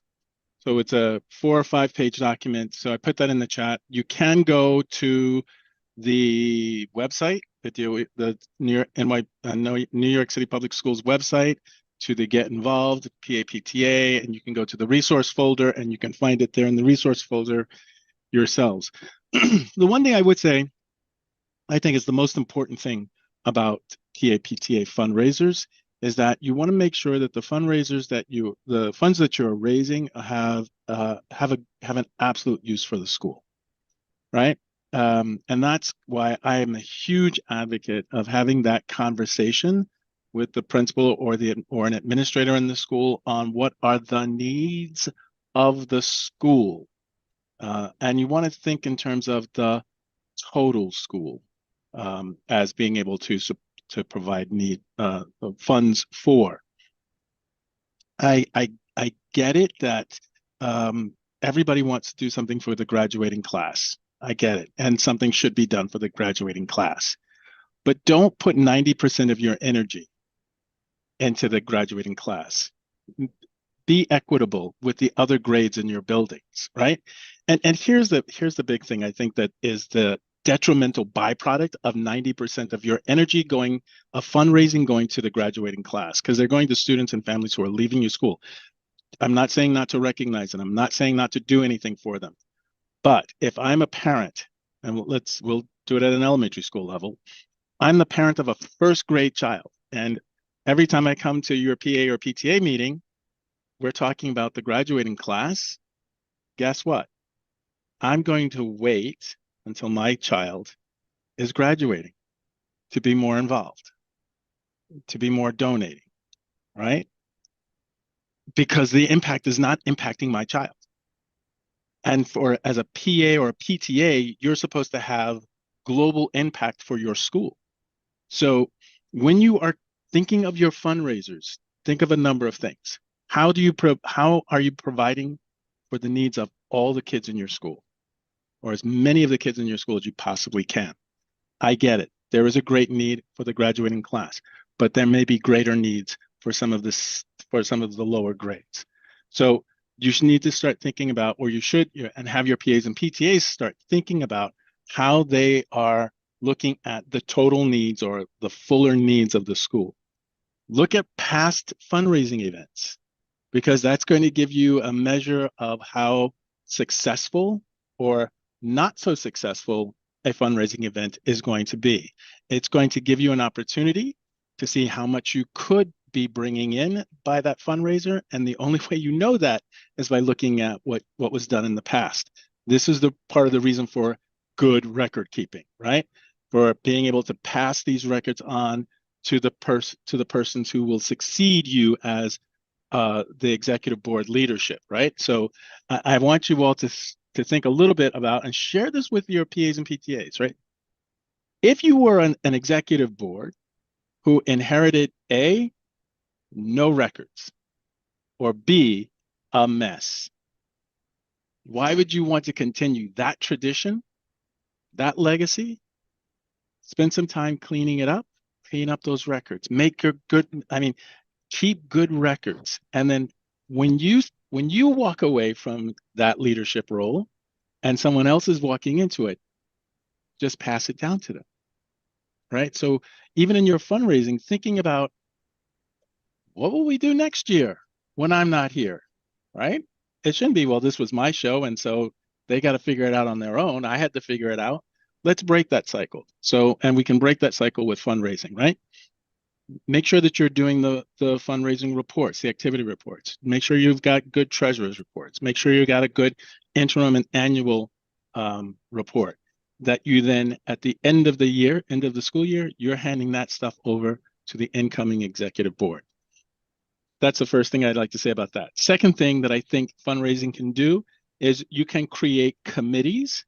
And we spent some time this month talking to FLCs about this. And so I'm just going to share this with you. A, your executive boards don't have to do everything.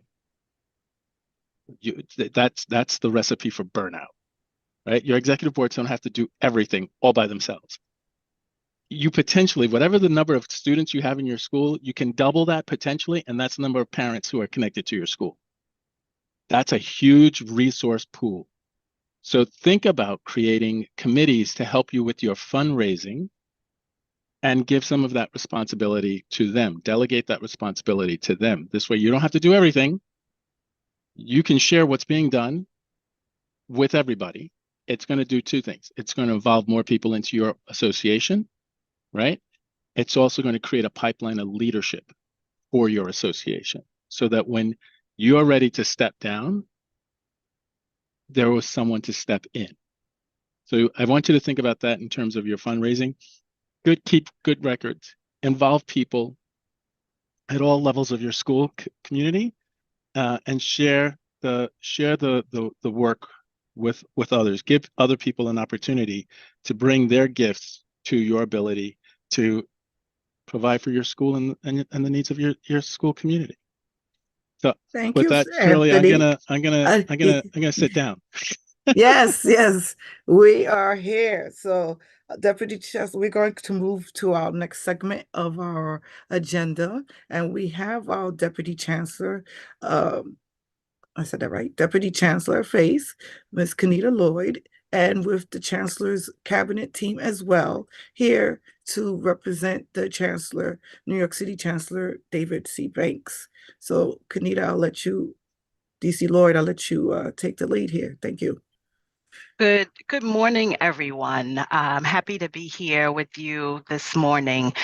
First, I want to start by thanking each and every one of you for your tireless commitment to supporting the children of our New York City public schools.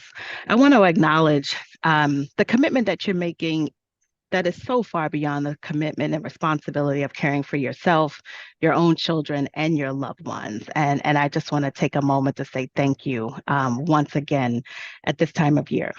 As we come to the end of the calendar year, it's always a time to reflect on our past accomplishments and trials as we look ahead to the coming year. So today, standing in for the Chancellor, I wanted to take a moment to center the student experience and share a snapshot of our accomplishments and vibrant initiatives that are taking shape across the 5 boroughs, across our schools, and for our children. This spring, we launched NYC Reads, revolutionizing how we teach literacy. New York City is leading the way on a national crisis and will fulfill the promise of bringing this work to every district in 2024. This year, we also hit a major milestone. Our public school students checked out over 1 million books on Sora, our digital library. And if you have time, please tune into today's City Council hearing on literacy at 1 p.m., where Chancellor Banks, DC's Rux, Quintana, and Ahmed will be testifying at the council hearing on literacy. As you know, council hearings are live streamed, and I encourage you to listen in on the latest updates on this exciting initiative. We're also reimagining student pathways to careers. We launched Future Ready NYC and Modern Youth Apprenticeship initiatives. These initiatives bring powerful partnerships with CUNY and SUNY to increase college access, and Google, Chase, and other corporations to reimagine high school with career-connected learning, and to ensure that our students have a plan and a pathway and a clearer sense of purpose as they graduate. We launched innovative safety programs like Project Pivot and our Safer Access initiative. Project Pivot brings together partner organizations across 250 schools to support our most at-risk students. Our Safer Access initiative locks the front doors of our schools, and we're moving through that implementation each day, starting with our elementary school. We've expanded our bilingual programs, opening 77 new programs since the fall, and we welcomed and supported over 29,000 new students in temporary housing to our schools. We had a successful second year of Summer Rising, serving over 100,000 kids 2 years in a row. We prioritized MWBE spending, and we heard our young people when they said that they need mental health supports. And that's why we incorporated new practices like mindful breathing and other mental health supports like Teen Space, where any teenager aged 13 to 17 can connect to a licensed therapist for ongoing support. And we did that in partnership with UFT, training our staff on mindfulness practices with a special focus on mindful breathing. We're also harnessing the power of virtual learning and AI, working toward a world where every high schooler and many middle schoolers can opt into high quality online coursework. With input from students, we're continuing to improve school lunch by enhancing student cafeteria experiences at more schools over this school year, which increases student participation in school meals and encourages healthier eating. Through our engagement with parents, community leaders, elected officials, and advocates, we revised the Fair Student Funding Formula to be more equitable. And through our engagement with families and local elected leaders, we made Diwali a city holiday. Each and every day, we work to center the needs of your children in everything that we do.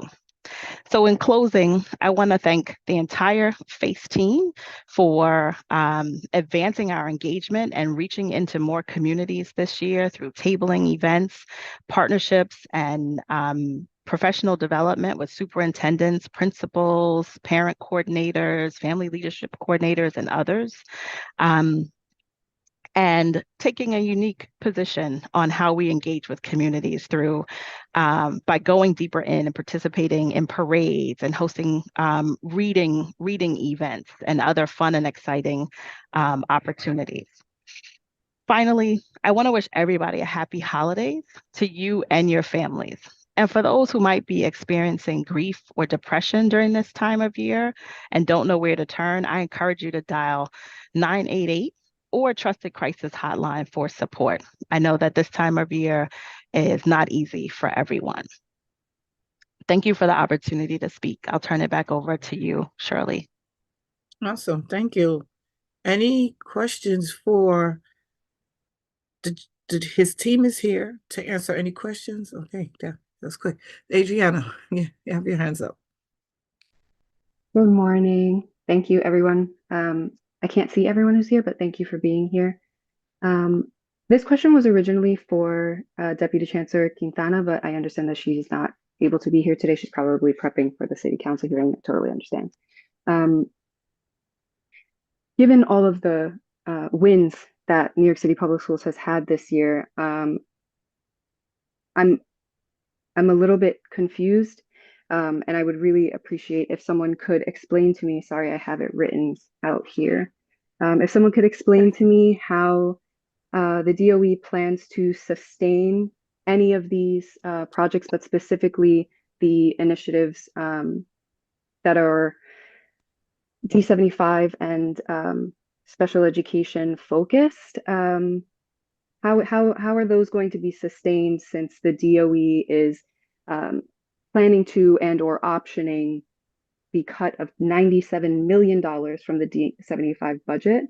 That number, $97 million from the D75 budget, comes directly from New York City Council member Alexa Aviles' testimony during the Committee on Finance Oversight hearing of the mayor's budget. You can hear her statement at the 4-hour, 12-minute, and 43-second mark. That video is up on the New York City Council website. Councilmember Aviles said, "We understand that DOE is proposing a cut of $97 million from District 75 schools to adhere to these pegs." Councilmember Aviles ends her statement by saying that this is unconscionable, and I completely agree. And I'm sure that you all agree as well. So again, how is the DOE going to sustain any of these specific programs, specifically for D75 students and D75 schools, with this option to cut $97 million from the D75 budget?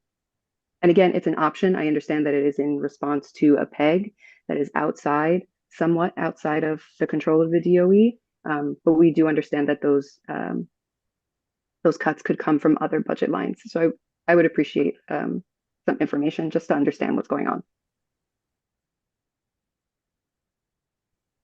I can't see everyone on my screen. I'm not sure if our DC for Operations, Emma Vadera, is here. If not, the only other person I see, oh, here you go, Emma. She is. Hey, how are you? Would you like to respond to that? Sorry, I'm having some trouble. Hi, thank you, everybody. Thank you all for being here today and for having us. Appreciate the question very much, as well as the framing of the question very much, because as you noted, these are pegs that the New York City Public Schools is meeting for the city. And as you also noted, we are quite frankly working very hard to figure out how much we can minimize the impact on D75.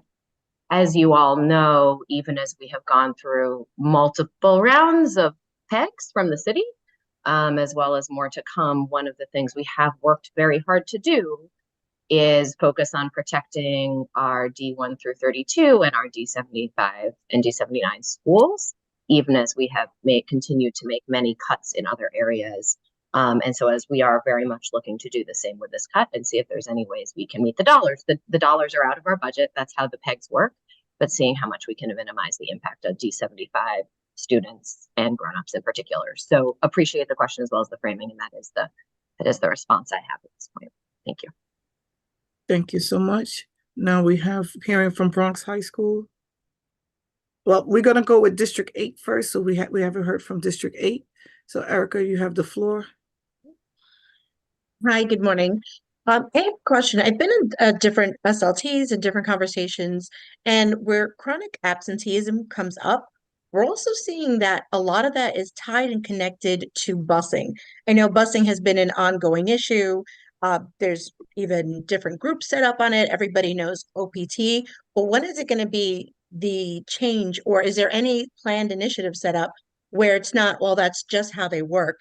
And how can that be improved? Or is there anything in place to set up the improvement of transportation? If our students can't make it to the actual school, then that impacts the learning, the attendance, and everything else. I know in our district alone, we have at least 2 schools that are impacted because a bus driver took a vacation. So these children have no transportation for an entire week and possibly 2. And I'm sure we're probably not the only location or schools that that's happening.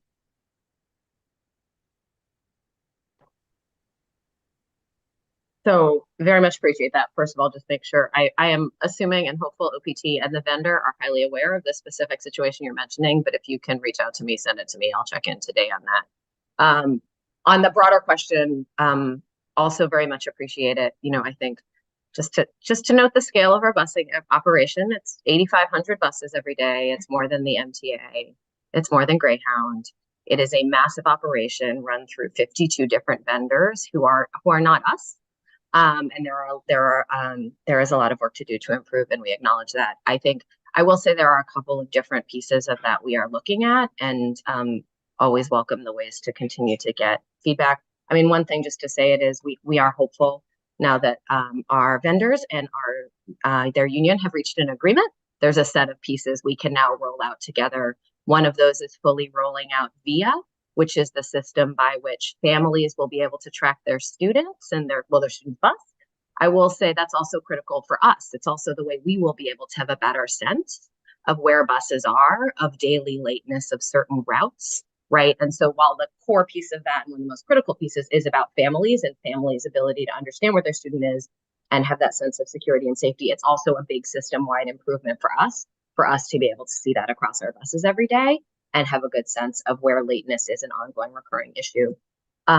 We are also, as some folks know, and this depends on the instances, but working to continue to provide and expand rideshare options.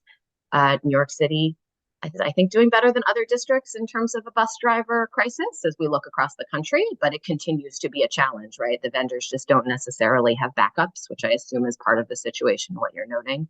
So we're continuing to look at ways we can provide rideshare for students who are mandated for busing, be it special education or otherwise, and continuing to work on that.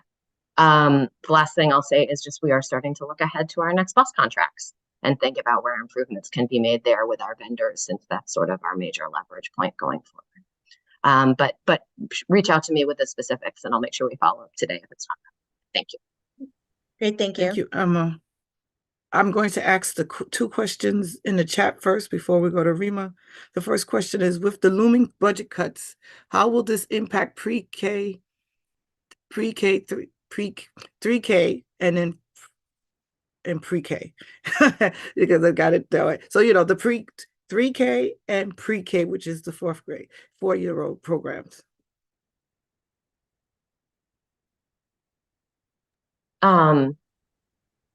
I'm so glad I came today. I know. It's to see you guys. Thanks for joining me, Emma. I'm here, Kimita. do actually appreciate the question for whatever it's worth, because I know I've said this to some of you in other contexts, but none of us are here because we want cuts in education spending. We're here because we think all the money should go to education.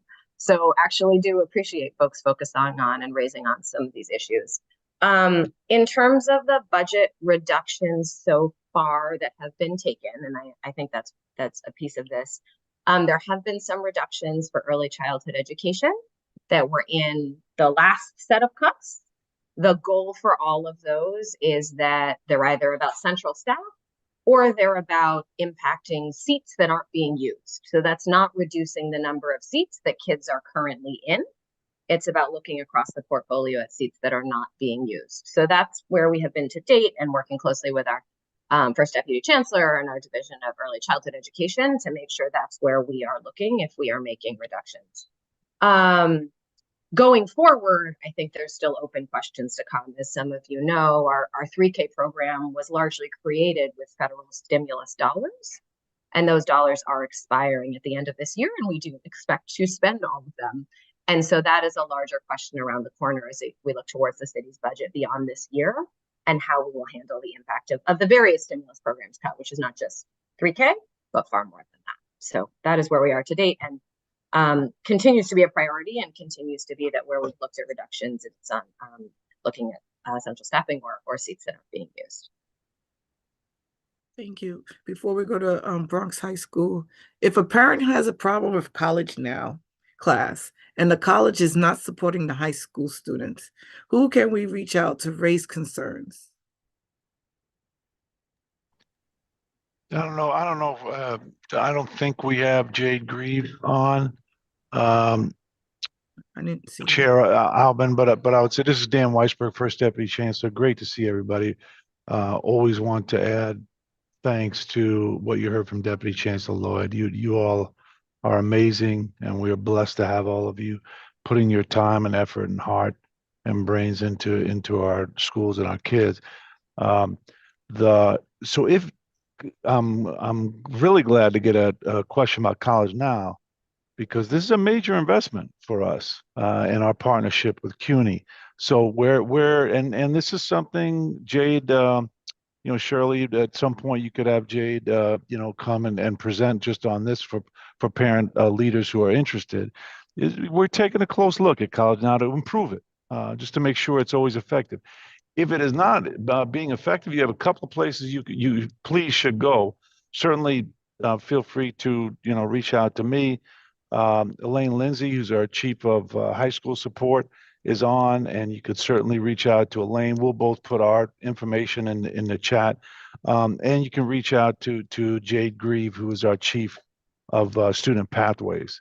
Or your superintendent, your high school superintendent is probably the first place you want to go, because she or he will make sure that information gets to the right people, both here and then ultimately with our partners at CUNY.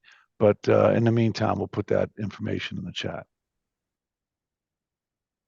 Thank you so much. Rima, you have the floor. Bronx High Schools. Hi, good morning. Thank you.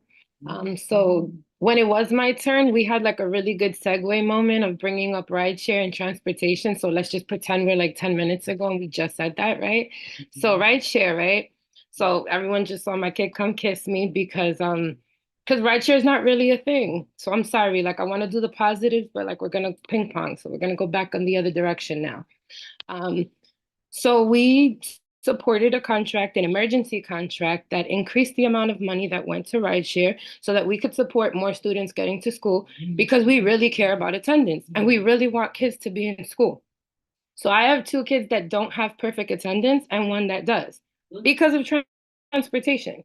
And so I just really want to understand, with the continuation of emergency contracts, investing money into rideshare and talking about the options that we have control over, like the low-hanging fruit.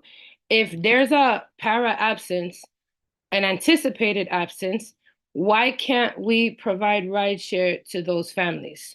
or anything that's not a route outage or completely not having a para, because the language is very specific in the contract. And I've been asking for the contract since the contract was approved and not being shared. And I think it's a little frustrating that that OPT's response was FOIL it. Why? This is money you asked for, you received the money. And in that PEP meeting was said that the exact words I want to say is that this is going to put us in a really good position to support families. So I just want to understand, like, what level of support do we want to provide to families? Because that's not an OPT issue, that's a DOE issue. I mean, they're not different anyway, right? They're the same office under one umbrella, but that's something we can control under our umbrella. So I just want to know, A, how much money is left with rideshare? B, when that contract is up for renewal, are we looking to add language to support more families? And C, why is this not an option right now? What language in the contract prevents that, since the contract is not being shared? And PEP members have asked for the contract as well, and they've also been denied access. Thank you. Thank you very much, Rima, and I'm sorry that's Emma, I'm sorry. Could you pause for a second? I forget. There's a lot of new CPAC members, so I'm going to go over really quick about the speaking rules. I kind of went real brief in the beginning, so everybody got a copy of the meeting procedures. So it's the board who gets to ask questions first, then it's the voting members, right? 2 minutes. Then it's non-voting members, then the public. Now, if someone's spoken already and someone hasn't spoken, they will be called on first. That is what's going on right now. So that is what we have decided as a council. So let's just keep that in mind. And the 2-minute rule, and that is no follow-up questions. You have 2 minutes. If you want to speak again, you raise your hands. So I just want to make sure it's clear so everybody get a chance to speak. So Emma, you got the floor now. And then after this, we have a question from the public. Thank you. You're on a tight ship. Thank you, Rima, for the question, and appreciate that. And that is frustrating all around. It might make sense to set up a separate conversation on this, and I'd be happy to do that and join that.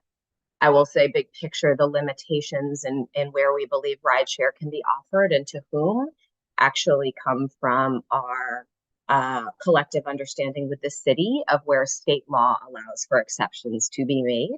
And so that's obviously gets into a whole new section, but that's sort of why it's been started narrow. We're working to continue to expand that, but that's where the limitations that the contract tracks come from, and would be happy to have a further conversation with you about that as well.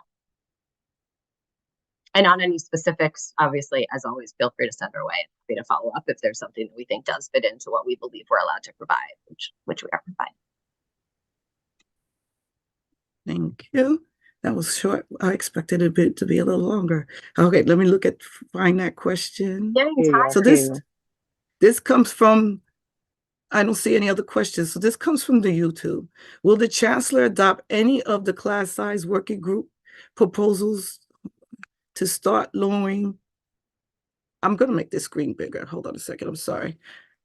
Will the chancellor adopt any of the class size working group proposals to start lowering class size rather than continuing to increase class size as has happened the last 2 years? Great. Thank you very much. And I see this came from Lainey, who was a member of our class size working group and put a lot of time into the recommendations. And thank you, Lainey, and to the other members of the working group for that. I saw somebody on this call, there we go, who was on it. So just so folks know, and for a broader audience, thank you, Rosa. For a broader audience, the chancellor called for a class size working group that started its work earlier this year to advise us, the city, the chancellor, the school construction authority on implementation of the class size law. That working group, which was about 50 people, including parents, including educators, including advocates and others, submitted their recommendations to the chancellor earlier this week after what I can say, because I saw it was months of very hard work and thoughtful debate about some of it. And so first of all, shout out, Rosa, you even came off camera. Shout out to those of you on this call. I see Aisha too. Very deeply appreciated. To the question, yes. I mean, we have been keeping the chancellor updated on the recommendations as they were in development. Now that they have officially come our way, we are working with the chancellor as well as the school construction authority to take a look at those and consider how to move forward. As folks know, if they have seen this, some of these recommendations would mean very big changes in our school. Would mean capping enrollment in certain neighborhoods. That's certainly been a source of some controversy. Would mean thinking differently about how principals can use dollars and about where our construction money goes. There's a lot of great recommendations in there about staffing and supporting our teachers and how we can think about teacher recruitment, particularly for special education teachers. So we are looking at all of those very carefully. We do expect to be moving forward on some of them. One of them was just a small thing we actually moved forward on earlier this week in terms of trying to make sure we have the best possible sense of our school's space. This was a recommendation from the working group as well as our labor partners to make sure we know where there's room for classes and where there isn't. So we've undertaken that work already and look forward to continuing in the months to come.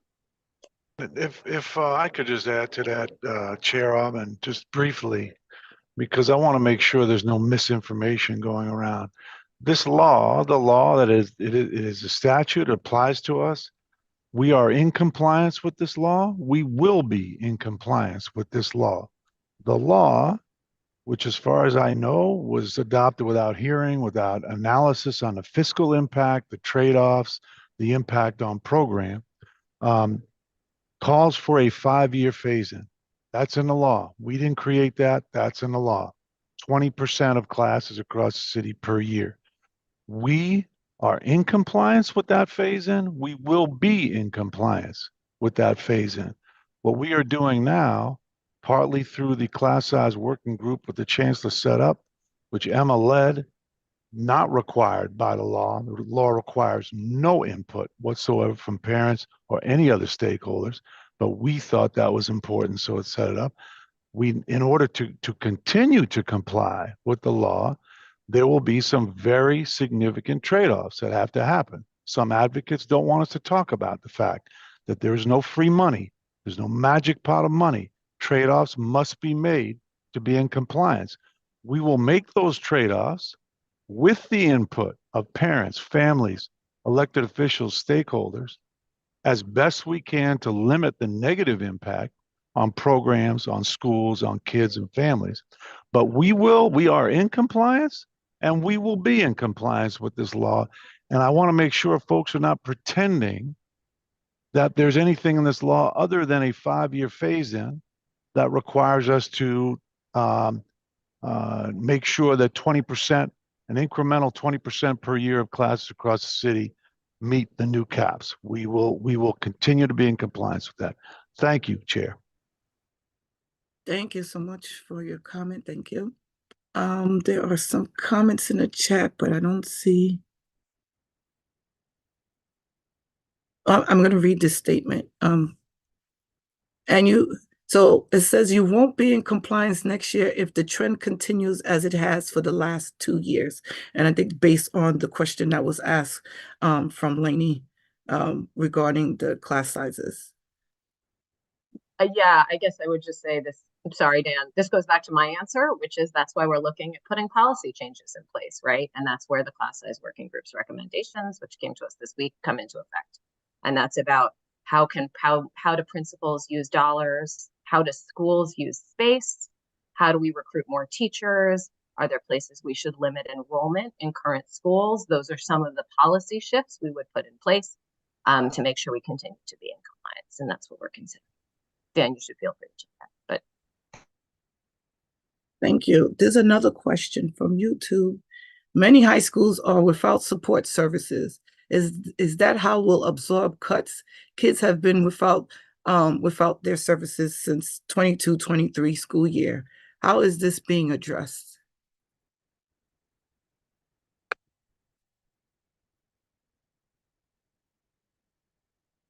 And specifically talking about special education here, so it's about, I know the situation is specifically about special education. There's a lot of high schools and just schools in general that all the students not receiving all the services it's been a while since they've been receiving the services they should be receiving. I don't believe, Chair, we have anybody from our teaching and learning special education division. That's a very good question that deserves a robust answer. Uh, Elaine, I don't know if you wanted to respond specifically around high school, just to say this is something that superintendents are very focused on as a central. We know we are far from where we should be for a variety of reasons. Um, but just to say, one of the things the chancellor has made clear to all the superintendents, this is some, including the high school superintendents, the rate of students receiving their mandated services is something that is a data point we look at to make sure if it's not at 100%, that it's improving all the time. But Elaine, was there anything you wanted to comment on as far as high schools in particular? So I just want to say that I echo what Deputy Chancellor Weisberg said, in particular around the high schools. I know that there are often many concerns with regards to that, but we look at that closely. We support our superintendents, the superintendents teams, and we make sure that those services are being provided to our high school students. So if there are any flags, we send in additional support. So again, if there are any particular areas or issues around any particular high school districts that you would like to flag to me, feel free to send them, and we will make sure that they are also receiving the supports that they need to make sure that they are up to speed with regards to our high school students. Thank you so much. And for those who join us late again, so special education team in DC Quintana are talking with New York State Education Department. And that's why they weren't able to, but they will definitely be here next month. So they did send their apologies, and it was announced. That's why they're not on the platform to answer any of the special education questions from the chancellor's team. So thank you. Right. And can I just add this, that we did bring in that there's additional support specifically for high schools that's been added for that particular situation with regards to special education compliance. So additional supports with our high school superintendents, and especially any districts that are really struggling, that's also been implemented. So again, if there are any flags or any major concerns, you can always reach out to me, and we can ensure that those supports are being provided to those superintendents as well. Awesome. Thank you. Do you have a few more time to answer two more? Well, there's a comment, a question in the chat, and two more hands up. Can we go a little bit longer? Is that okay? Sure. I think we have about 5 more minutes, and Okay, then we have great. the transition. Cool. So we're going to go back to Adriana. Then we're going to do the comment in the chat or the question. And then we'll go back to Rima, and that will be all for this segment. Thank you. So Adriana, you have the floor. Thank you. I will try to keep my thing brief. Given what was just shared regarding class size and the mention of no free money, New Yorkers know very well that only the air is free here, so we get it. But if we could circle back to special education and D75, how is funding being strategically allocated to ensure the availability of adequate resources for special education programs? And understanding all that was said a few minutes ago, regarding the potential / probable cuts of up to $97 million for D75 budget specifically, what is the vision for the future of special education in New York City public schools, and how do we anticipate funding and resource allocation to evolve to meet the needs of this population in the future? Thank you.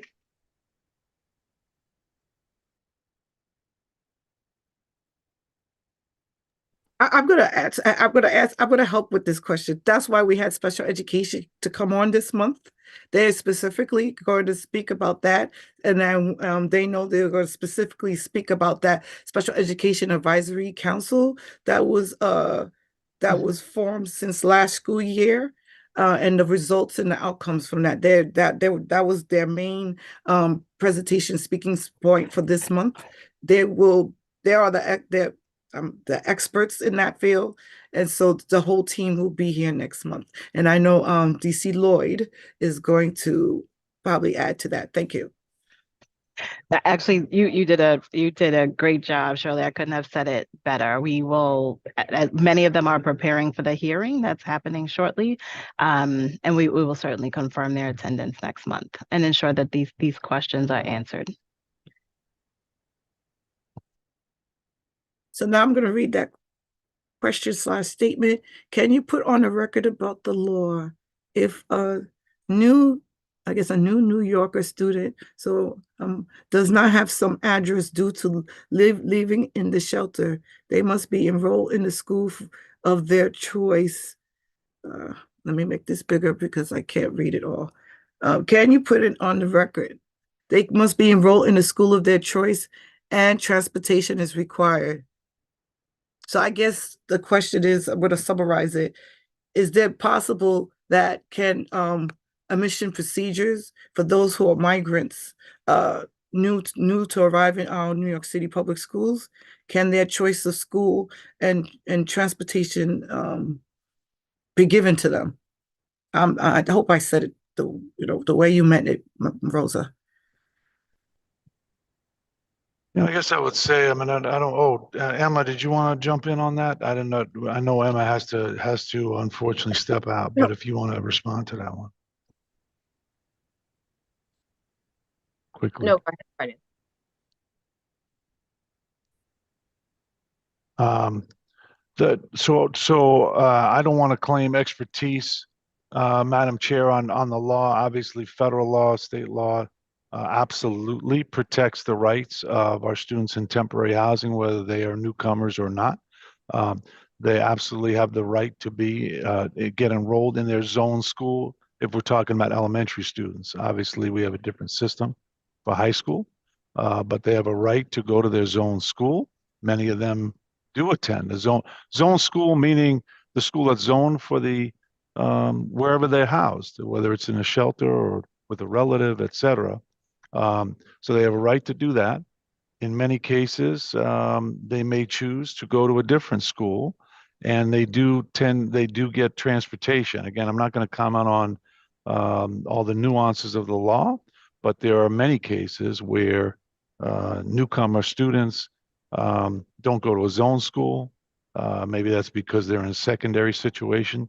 Maybe that's because there's a bilingual program in a different school, and those students are afforded transportation to the best of our ability. Thank you so much. So with Adriana's question, she wants it from the financial perspective, as in the small class sizes as well. So just clarifying, how is funding being strategically allocated to ensure the availability of adequate resources for special education programs? It goes back to the question earlier. Yeah, I think. Thanks, Shirley. Just after this question, I think we do have to transition, but go ahead, Emma. Yeah, sorry. Thank you, Adriana. So I think what I would say to date is we have done a lot of work to try and protect funding for these students, right? And so prior to date, we have continued to, the RD75 budget and funding and supports have grown. A good chunk of stimulus money was put behind services for these students. I realize that's not good news at the moment of the stimulus cliff, but it is a good allocation of those resources to support some of our most vulnerable students, particularly as we come out of the pandemic. We have invested in expanding our specialized programs over the past few years, as well as in expanding special education pre-K. So to date, we have worked pretty hard to be putting those resources towards those students, as well as protecting those through previous rounds of budget cuts we have faced. We will continue to prioritize dollars for those students, as well as our students in temporary housing and others, as much as we can. That's something we've done to date. It's something we will continue to do going forward. As you note, and as Dan noted, at some point there's a shrinking pie. I saw somebody put this in the chat. Where does the money come from? That's what we're up against as well, quite honestly, because we have worked very hard to make sure previous cuts are not coming from these places, and we're starting to run into trouble. So that's what we've done to date. We will continue to prioritize investments for these students and their supports going forward, but in a shrinking pie, it does become more challenging for sure. Awesome, thank you. I know Rima, real quick. I think it's on the same lines of what Emma was speaking about, but go ahead, real quick, please. So I'm gonna leave the funding question for when everyone's here, right? But my other question, and I just like really basic and quick.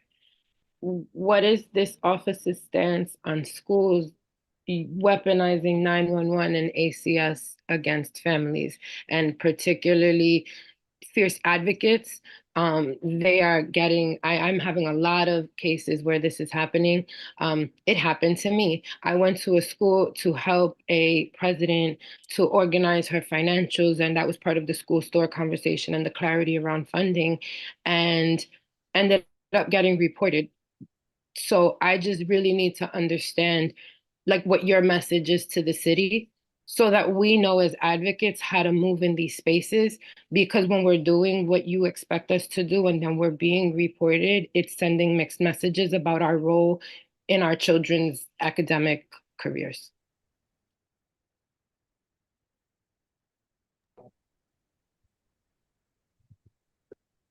Dan, I'm not sure if you want to take that one. I think Rima, this is disturbing. So I would like to make sure we connect with you offline on a particular incident you're talking about, but the larger issue, because I'm sure I'm not getting all of the nuances about it. Obviously, we always want our schools to be very welcoming places to families, to parents, grandparents, etc. So, and 911 is something that should be used when there's a safety threat. If there's not a safety threat, that's not a step we should be taking. The city just put in place on that score. This is a different scenario, but just to say this is something that the mayor has his eye on, the chancellor has his eye on, an alternative support line when there's a potential question about the welfare of a child. So we're not just calling for an investigation of a family, but there's a way you can call a family if you see a child, for example, who needs a winter coat. That may not be due to neglect. That may be due to, parents just don't have the resources. So there's an outlet for that.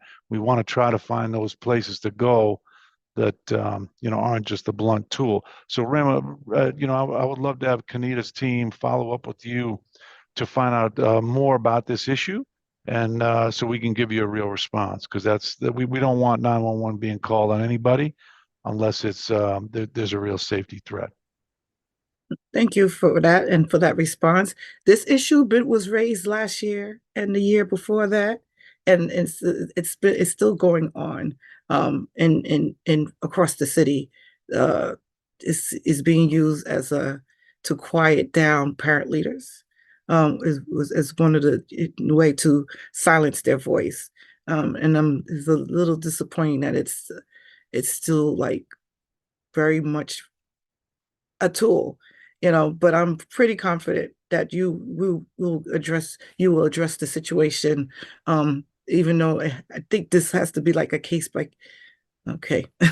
Comments are covered in the chat regarding that, but I'm looking forward to everyone here working together to please address this. Okay, this issue, because it's kind of tying, the parent leaders' hands. Not all, but it's too many of them who are facing these issues across the city. But we really appreciate here stepping in for the chancellor and bringing the whole team and being able to answer all the questions. I think everybody should be a very happy camper, whether they like the answer or not. But we thank you for having the opportunity to being on our platform and answering our membership our membership and our constituents' questions. Thank you so much. Enjoy Happy Thank you. Holiday. I know y'all have to go. That's why I'm saying Happy Holiday. But those who don't have to leave, they can stay and enjoy your council meeting. Thank you. Thank you, everybody. Thank you. Happy holidays. Happy holidays to Happy everybody. holidays. Bye. Bye. All right. So at this time, Dr. Melendez, you have your hands up. Yeah, thank you, Shirley. I just wanted to add to a question that I think Rosa brought up, but about our New Yorkers and their rights. We are on Friday hosting a huge parent coordinator training to really have those conversations with all of our parent coordinators so that they know exactly what they're entitled to, from their special ed needs to their busing, transportation, housing, all of those things. I think that's a very constantly moving conversation, and the influx is persistent. And so we're not thinking about their rights. We're thinking more about how do we make space and hold space for them, and create opportunities for them to have housing. And as we do that as a city, of course, that clearly affects them in their schools. And so we're empowering them with enrollment and transportation and multilingual learners department, as well as our special ed team. They're all sort of coming on this call to really provide the supports, and our language and interpretation team. So they're all coming together to really talk about what the rights are of all of our citizens and all of our students in our schools and their families, so that everyone's very clear, given all the moving parts around the housing and other things. So I just wanted to make sure that everyone here knew that that was happening. And if you have families, which I'm sure every district has to some extent, New Yorkers, know that they should really go to their parent coordinator, who will be able to empower them with all of those tools, as well as information, as information keeps coming. Thank you so much for that. Anthony, any final, not because we're ending. I just, before I put on some of our members is going to present on fundraising ideas. I just want to give you an opportunity. Any final points or tidbits, not so secret gems to share with us? Not that I've already, not, can you hear me? Not that I've But already. Face, I'm sorry. Face did give their updates already. Christina passed it off to Jesse, and then Anthony did his piece. So go ahead. Well, Anthony did his piece, and then we had the Face updates. Go ahead. Yeah, not anything more than what I've already said. I mean, I've got my homework, so I'm going to be getting back to you with some of the questions that I just couldn't answer off the top of my head, that I have to do a little bit of research on.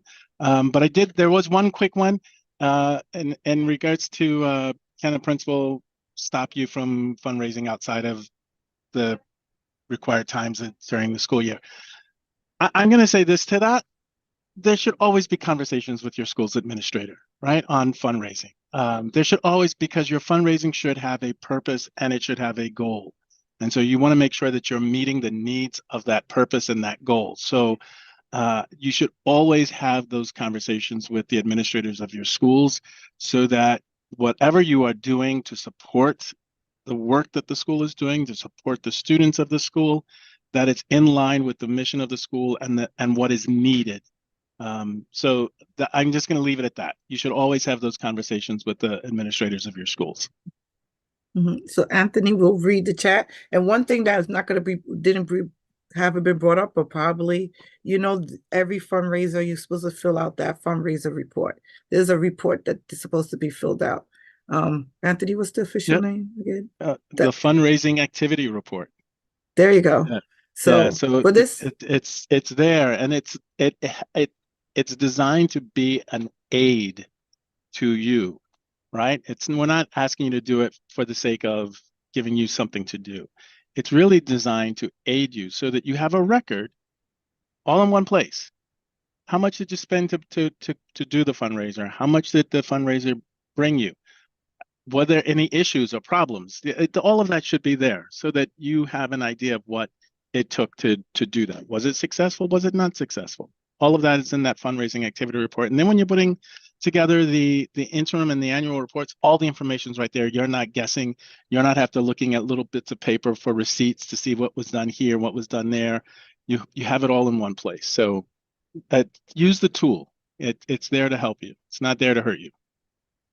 Absolutely. Thank you. And yes, after the presentation, we didn't get to have members ask questions to face. We said we was going to put it towards the end.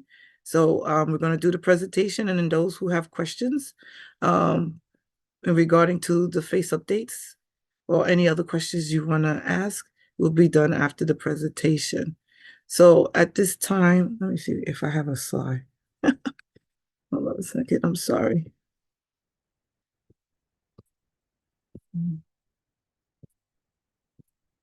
No, I'm going to stop sharing.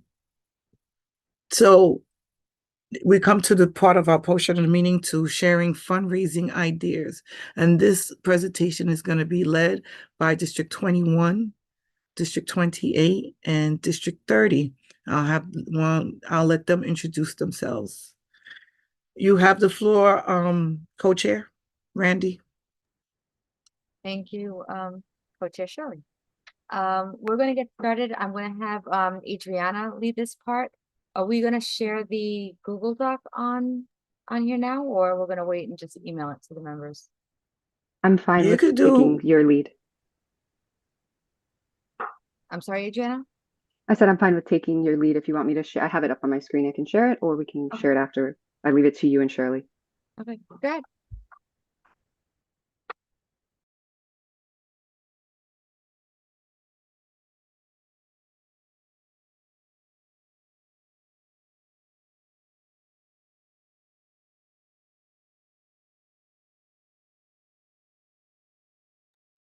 Can everyone see my screen here? Yes. Okay, fabulous. So with respect to fundraising, we understand that it's imperative for all of us. However, some things can get a little stale, some things can be very difficult, and some things don't necessarily mesh well with our individual parent and family communities and the wider communities that some of us serve. So we have worked to put together a Google Doc that we would like to treat as a living document that will be inclusive of tips that we get from Anthony, tips that we get from the lived experience of folks who are on CPAC and have done this work for a very long time. So on this first page here, it's on the bottom, it says December meeting info, but we will retitle it.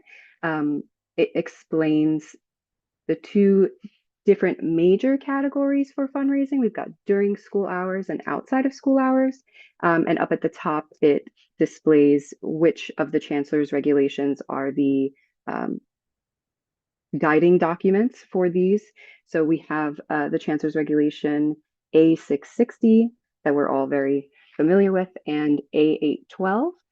So it's important for us to understand how the chancellor's regulations 660 and 812 set forth a structure for fundraising. So very quickly, I would like to touch on 660. It's the regulation that speaks to parent associations in the schools, and it sets forth the governance structure, and it's also intended to ensure that the rights of parents are very clearly established. Now, with respect to 812, it's the regulation that provides rules for the sale of food and for the sale of snack items during the school day. And one of the most important parts of this regulation is to remember that those items must be sold outside of the cafeteria, in addition to other things. They must be sold outside of the cafeteria, and the point of that is to be sure that students aren't choosing those snack foods instead of the lunch items that are available in the cafeteria for them to eat. Specifically, this reg provides flexibility for fundraising while also recommitting and pushing forth the DOE's commitment to wellness and improving the quality and the nutritional value of the foods that are available in our kids' cafeterias across the city. So in this document itself, we have like I said before, the two major categories. We have free fundraisers, and then as an example here, the type is a snack sale. And we've also included a column of pre-work or the work that you do before your fundraiser. And two of the examples that are specific to this are to accept or request donations for the fundraiser from teachers, from staff, community members, right? And to organize your volunteers and organize backups, create a volunteer schedule, and include all of the contact information. I would also recommend including a main point of contact and making sure that everyone is aware of who that is. Then you can have fundraisers that require money up front. We're sticking with the same example of a food and a snack sale. And our pre-work suggestion for this one is to ask the students what it is that they want to see, what it is that they want to do, how they want to participate. It's important that we are consistently centering the students' voices and choices in this. We have to give them a voice in all of the things that affect them. Outside of the school hours, we have a little bit more flexibility. So we have broken this out into free events and paid events. I'm going to try to make this a little smaller so that you guys can see everything. So for free events, some of the ideas that we plugged in here are multicultural night, multicultural appreciation night, community dinners, or potlucks. And we want to encourage parents to participate in these by bringing a food item that is meaningful to their family or meaningful to their culture, share it with the school community, and with that sharing, also share knowledge and share understanding. And that is one of the ways that we can begin to build community with one another. Another item of pre-work is to secure space that allows parents to sit and eat and be in community with one another in a safe space that has enough space for everyone. And we can use our school cafeterias for this. You can use larger community spaces to facilitate these types of events. It's really going to require you having an understanding of the community that you are intending to do this with, and then making the best decision there. So we have a couple of notes on using school buildings outside of school hours. I'm not going to read all of this. Everyone will get the link to this, but that information is there. Thank you, Randy. I believe it was you who put it in there or whomever added it. I appreciate it very much. The thing that I don't want to pass this part without saying it, is that PTAs and PAs or PA PTAs may charge admission fees and receive donations, contributions, or collections for programs or activities that they sponsor in school facilities. The rest of those that are in there are also super important, but I feel like that one might get a little bit lost in the shuffle of things. Another of the examples that we have included here that have worked in different places across the city is something like an IEP binder party. This is providing space for people to be in community with each other, people who have a lot of things in common that are often difficult to talk about without or with people who don't have those shared experiences. And it's providing an opportunity for parents to get together, to ask questions, to talk about things that may be difficult to share, right? But you're sharing it with someone who's experiencing it as well. And it creates a safety net within the community also. So an IEP binder party is great if you love school supplies or office supplies. This is the way to go for you. You can reach out for additional assistance to your CEC or to your President's Council. I know that the folks over in CEC 29 do an amazing job of providing IEP education to District 29. So I don't mean to shout CEC 29 out, but if you guys are interested in doing this, you may want to ask them how they have facilitated these programs so far. And we also provide the additional guidance for use of the school buildings during school hours for events like this one, like the IEP binder party. We've also included internet safety, and I would like to also note that you can do underneath that, you can do specifically like social media. You can also do like general wellness, financial wellness. All of these are things that your parents may want to know about. And if it's a free event that provides them education, that's just good work that you're putting out into the community.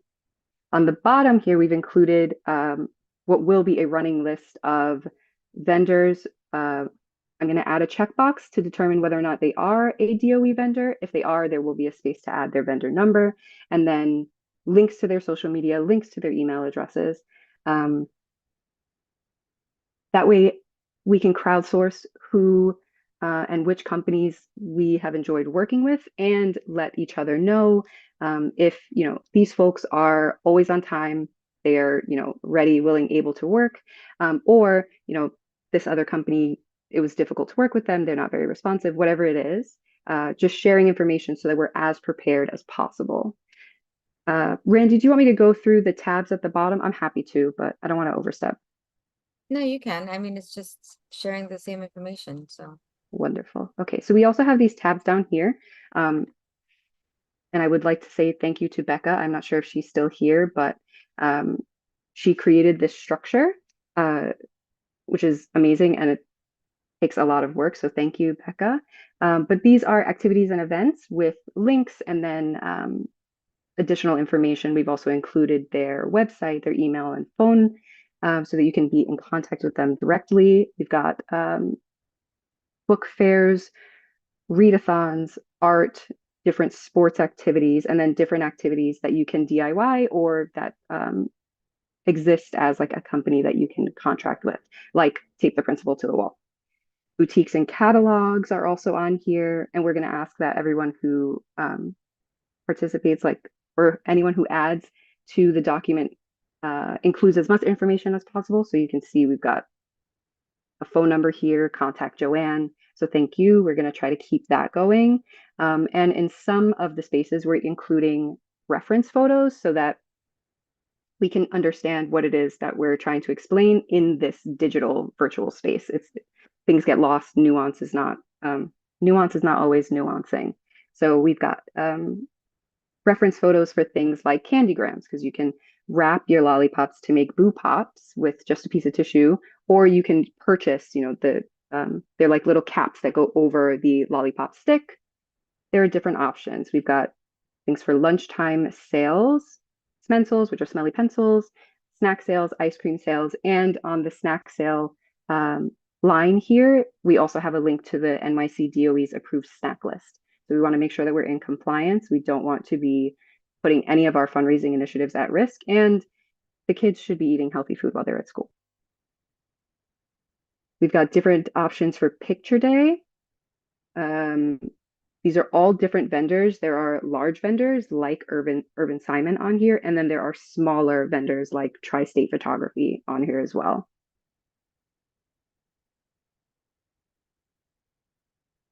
Wiki. Not allowing me to click. Here we go.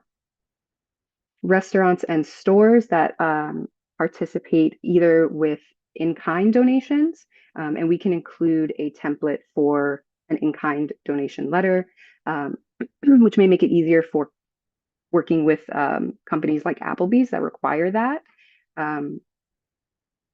And there are a few others that are on here, like Little Caesars, White Castle, Peace World, which I didn't realize that they did, which is awesome. And then our final tab on here for now is Spiritware, Mabel's Labels, which is incredibly popular for the attachable labels to your kids' clothing and their lunch boxes, their shoes. They make labels for like everything. They also do fundraising with PAs and PTAs, and you get 20% back on every purchase. I think that's pretty incredible. Their phone number is there along with the directions to select option 3 to save you some time. Just waiting on hold is very annoying. Same for Garage 68 Inc. I believe that they're also a small business, and we have their phone number directly there. So we're hoping that this will continue to grow and just become this amazing collaborative fundraising document. I'm going to stop sharing my screen now. Unless, Randy, I should keep it up. No, you can stop sharing. It's good. Okay. Because we're going to share the link with everyone after the meeting. I hope that answers your question, Rima.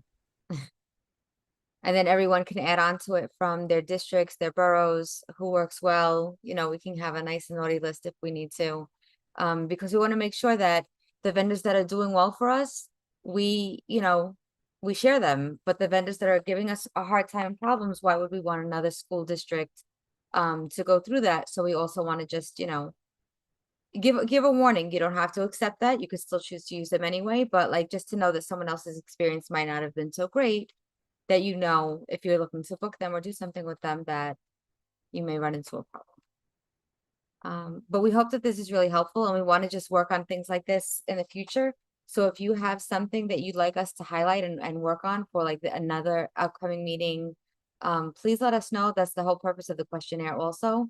So please share what you're doing in your districts that are working well so that others can do the same, and this can be a citywide effort. I'll turn Also, it people over to you. people are sharing in the chat. Great. I just want to, since they did not do it themselves, District 21 is the co-chair with me is Randy Garay.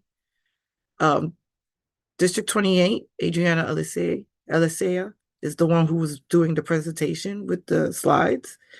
And Becca, who she was referring to, is District 30. Our official name is Rebecca Staley. So she's waving on the platform. These are the lovely ladies who was doing the presentation here. And thank you. Are you done? I'm sorry. I just had to say, y'all didn't introduce yourselves. Sorry, I realized that when I got to like the second part of of the page There here. was, Yeah, yeah, thank they're you. so Thank you, Shirley. excited to share the information with y'all, with Well, and the I whole couldn't really team. say much of anything because I'm stuck in the middle of a boutique right now, surrounded by boxes. So that's why I'm kind of in and out. No problem, no problem.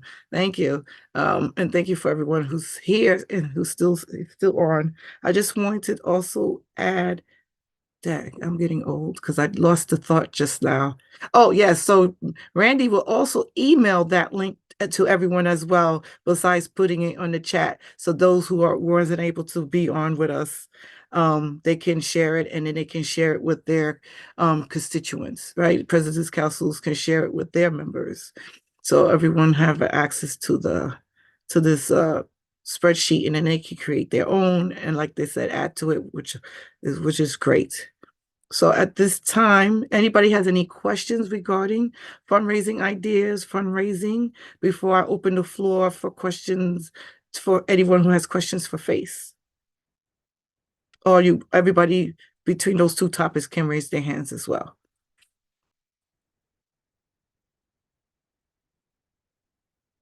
Adriana, I'm going to put her on the spot. Adriana, you don't have questions for FACE? I did. I wanted to give everyone else a chance in case anyone had fundraising questions, because mine is specifically a FACE question. Fundraising? Okay, Rima got a question, but it's for FACE. Okay, you could always put it in the chat as well. And, questionnaires, email CPAC directly. We'll go through that towards the end when we're coming towards adjournment. So, Rima, go first. And then Adriana, you will follow. So my question is kind of, it crosses over both. So District 75 is a little different, right? Sometimes we have work sites. And so when you're fundraising so what are the rules around schools fundraising? Like if there's a school store and the school runs it or the students run it, what are the rules around that?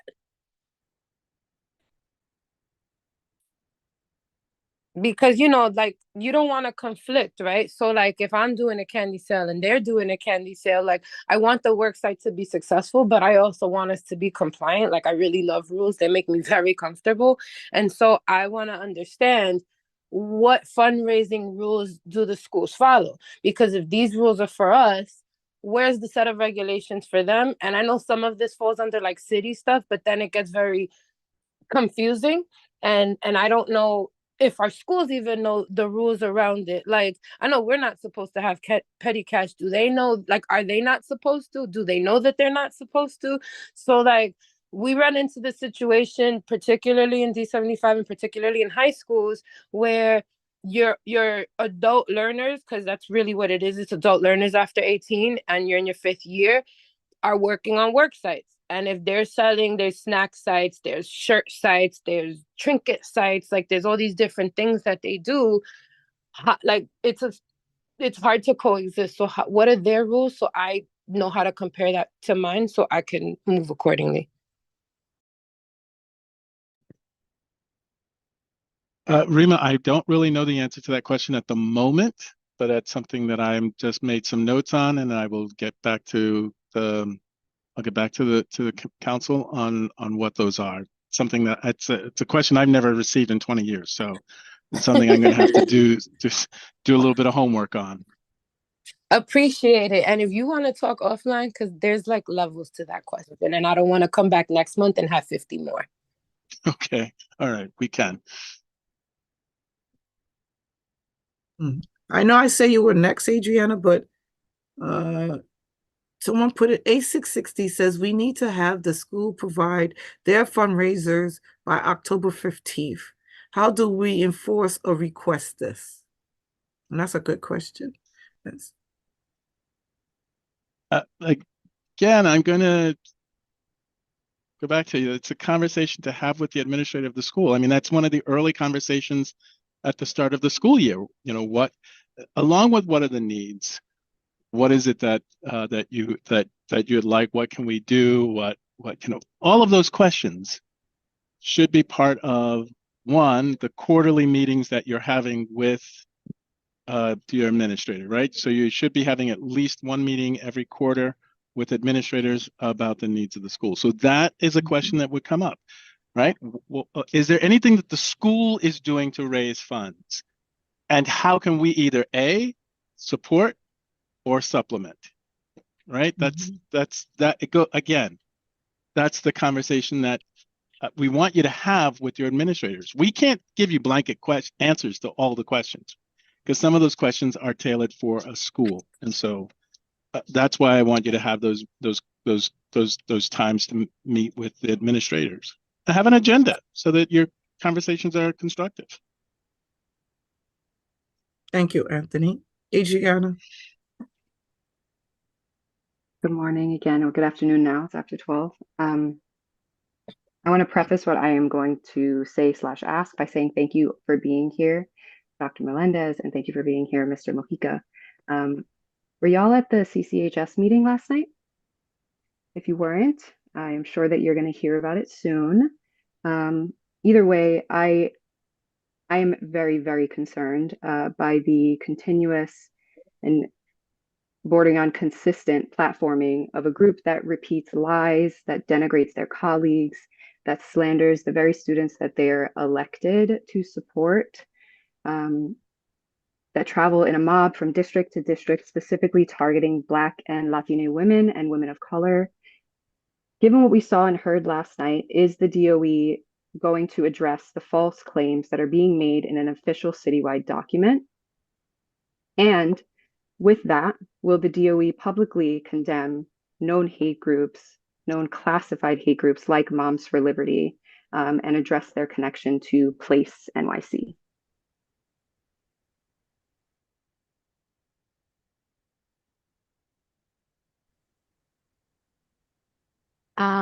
Thanks, Adriana, for the question. I don't think you're alone in that question. It's not a new question. I think that where we are as a nation, where we are in the world, I think there's a lot of things and conversations that are happening, and we're thinking very intentionally around the law, the limitations that we have as an entity around the law, and the importance to keep our students and families safe, and trying to make sense of all of this and come to an understanding together around what's going to be said. And so those are forthcoming conversations that you can expect. But again, it's not just, you're not the first one. It's not a new conversation. And there are things that we are noticing, and maybe it's because of the times or the world there's an uptick in a lot of things, right? And so we want to make sure that we understand all of the situations, we understand all of the perspectives, and that we're not making decisions in haste, that we are honoring state law, that we are respectful of our volunteer parents. And so it's a big, big pot with a lot of things in the mix to consider, but know that there are conversations being had here.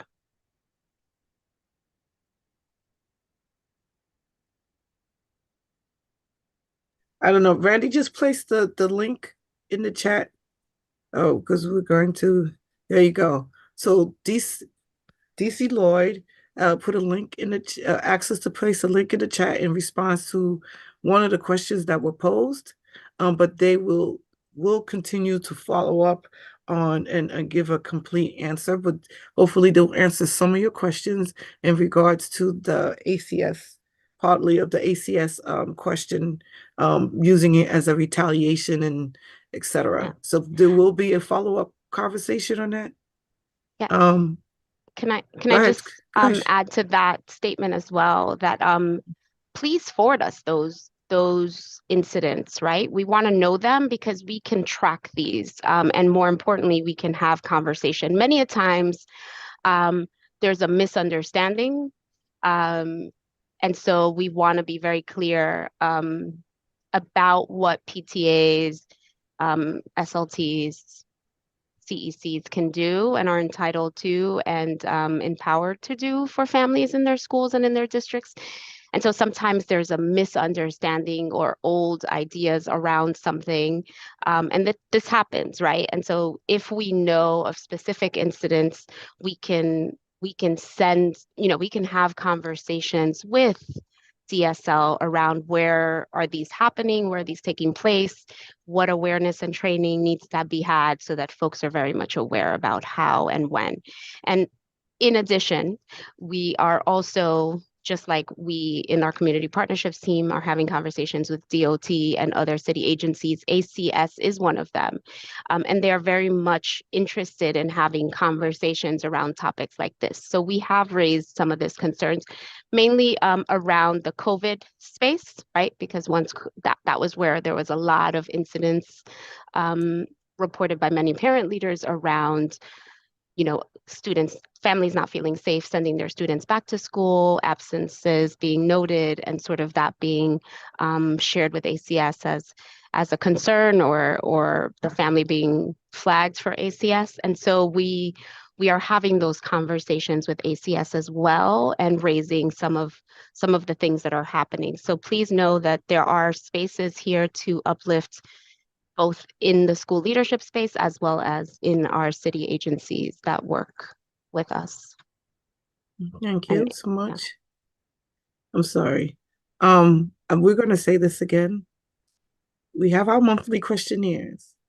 That's why we ask for those questions so they can be prepared to ask those questions on this platform. You don't have to give specifics. You could give specifics directly to those to them, but in general to speak about this on our platform. And to remind everyone, our DOE partners that was not able to have their presentation, they're going to be here next month. So those same questions should be showing up on those questionnaires. And thank you for the handful who actually filled those out. We did give face the questions, and most of them happened to be about special education because that's who the topic was. Unfortunately, they had to testify, right, both to the state and then answer questions for the New York City Council, prepare for that meeting. So Mark Represent also will be here in January, and so you have heads up with questions. The School Construction Authority, it will be here next month as well. So start formulate those questions and place them in there. We already had a discussion on A412 last month. Mark Represent already presented here A412. So I would suggest that you continuing those public comment spaces, emails they asked to. He refused to take questions, yes, but they are taking questions and comments through the public piece on the New York City Public School website under the PEP section. The email was shared, so you have to no, they have made modifications. We can have this debate across the but they have been updated. I don't know which meeting I was in, but they have taken suggestions from those spaces and updated to the amendments to the A12. So I will not say they're not going anywhere. I have seen they have actually modified their recommendations on that for the regs. So that is the space for that. He will not be here next month for obviously for the A12. He's going to give us safety updates and those questions just was presented now, please put it on the questionnaire as a reminder. Go ahead. Go ahead, Christina. I know you want to, I see you want to say No, something. I just wanted to finish. I think we got sort of interrupted, but it's fine. Additionally, to Adriana's question, which is in a more global perspective, there are a lot of trainings that we are going to be rolling out for our parent leaders, teachers and schools, and just about everybody around some of the concerns that you raised, Adriana, and that others have as well. And so that's a big one that's forthcoming. And who is leading those and what we'll be speaking about and what we'll be offering, you'll know very soon. Thank you so much. We got thumbs up, above, nothing else in the chat. So I'm going to share my screen one more time. And so our next Chancellor Parent Advisory Council General Membership Meeting is January 11, 2024. It will be the new year and practically the midpoint of this school year. So we're wishing everyone a happy holiday. So those who celebrate Hanukkah, which is happening, which has started already, wishing you a Hanukkah full of beauty and light. Those who celebrate Kwanzaa, celebrate the happy days of Kwanzaa. If you celebrate Christmas, may this holiday season sparkle and shine, and may all of your wishes and dreams come true. And again, when we see each other again collectively, it's going to be a new year. So we're wishing you a happy, prosperous, and healthy new year and the holidays. Again, any questions, please email us. info@cpacnyc@gmail.com. And I see there's something in the chat. Give me a second so I can check what it is.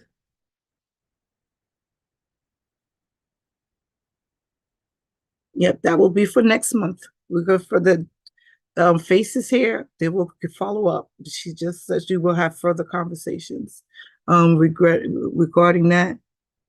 Rosa, what is the SLT question? I did not see an SLT question. Thank you so much. My question is for it to be on the record again, that it is in person, unless it's in your bylaws, that is under extraordinary circumstances that you cannot make it. And also one question, are there any guest speakers that the principal can just bring? And that's not what I thought. I just want to put it on the record for everyone watching. What is the SLT? It's not a PTA meeting, rather than a discussion of the school leadership team. Oh, I'm going to let the expert says it. I have my own. Anthony, would you like to take this on? Or Christina, or? So I guess that really it would boil down to is the guest speaker that's being invited, is that having any, is there any real connection to the CEP? And to what are the ongoing conversations that are being had at an SLT meeting, right? The main purpose of SLTs, the chief primary responsibility of the SLT is to craft the CEP, right? And so the question then becomes, is the speaker talking about how you utilize data? Is the speaker talking about scores? Is or new theories in curriculum or education that you're going to add to your CEP? So those are and every member on an SLT is of equal value.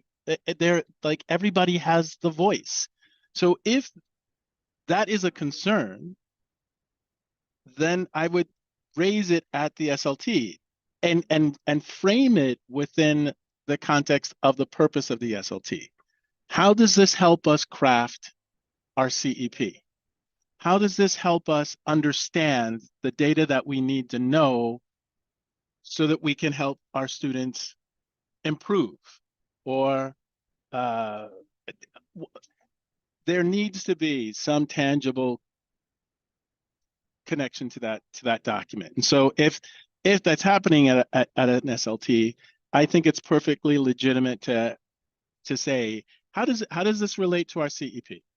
And you don't want to, like, don't get hostile, right? I mean, that's a conversation killer right then and there. Like, so you won't have any dialogue, you won't have any constructive conversation if you're coming at it in a hostile way.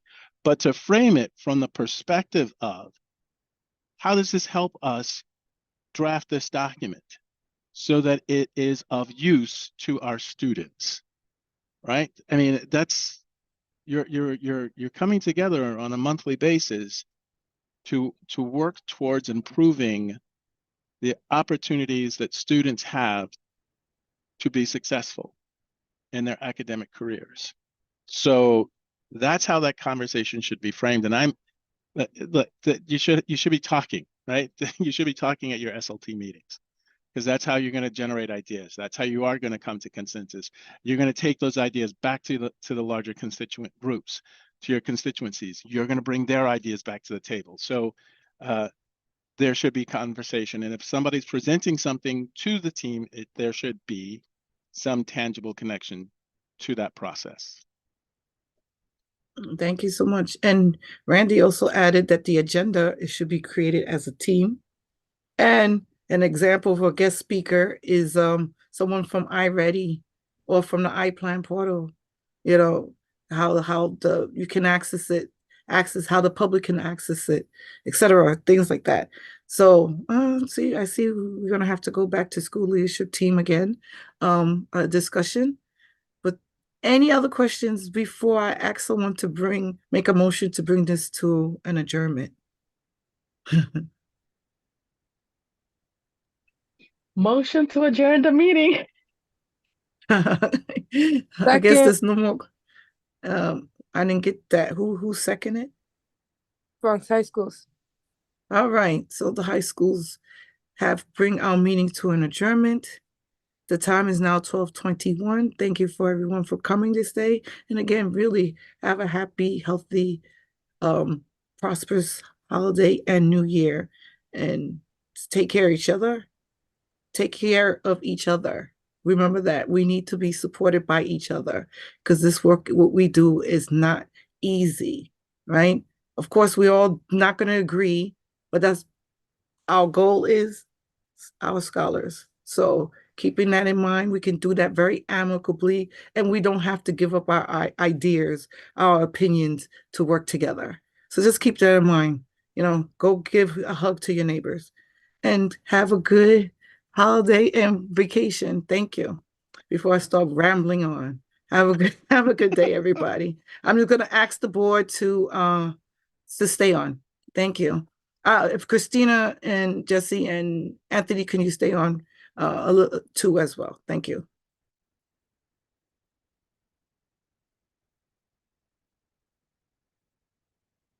Oh, I didn't stop the live stream. Hold on a second.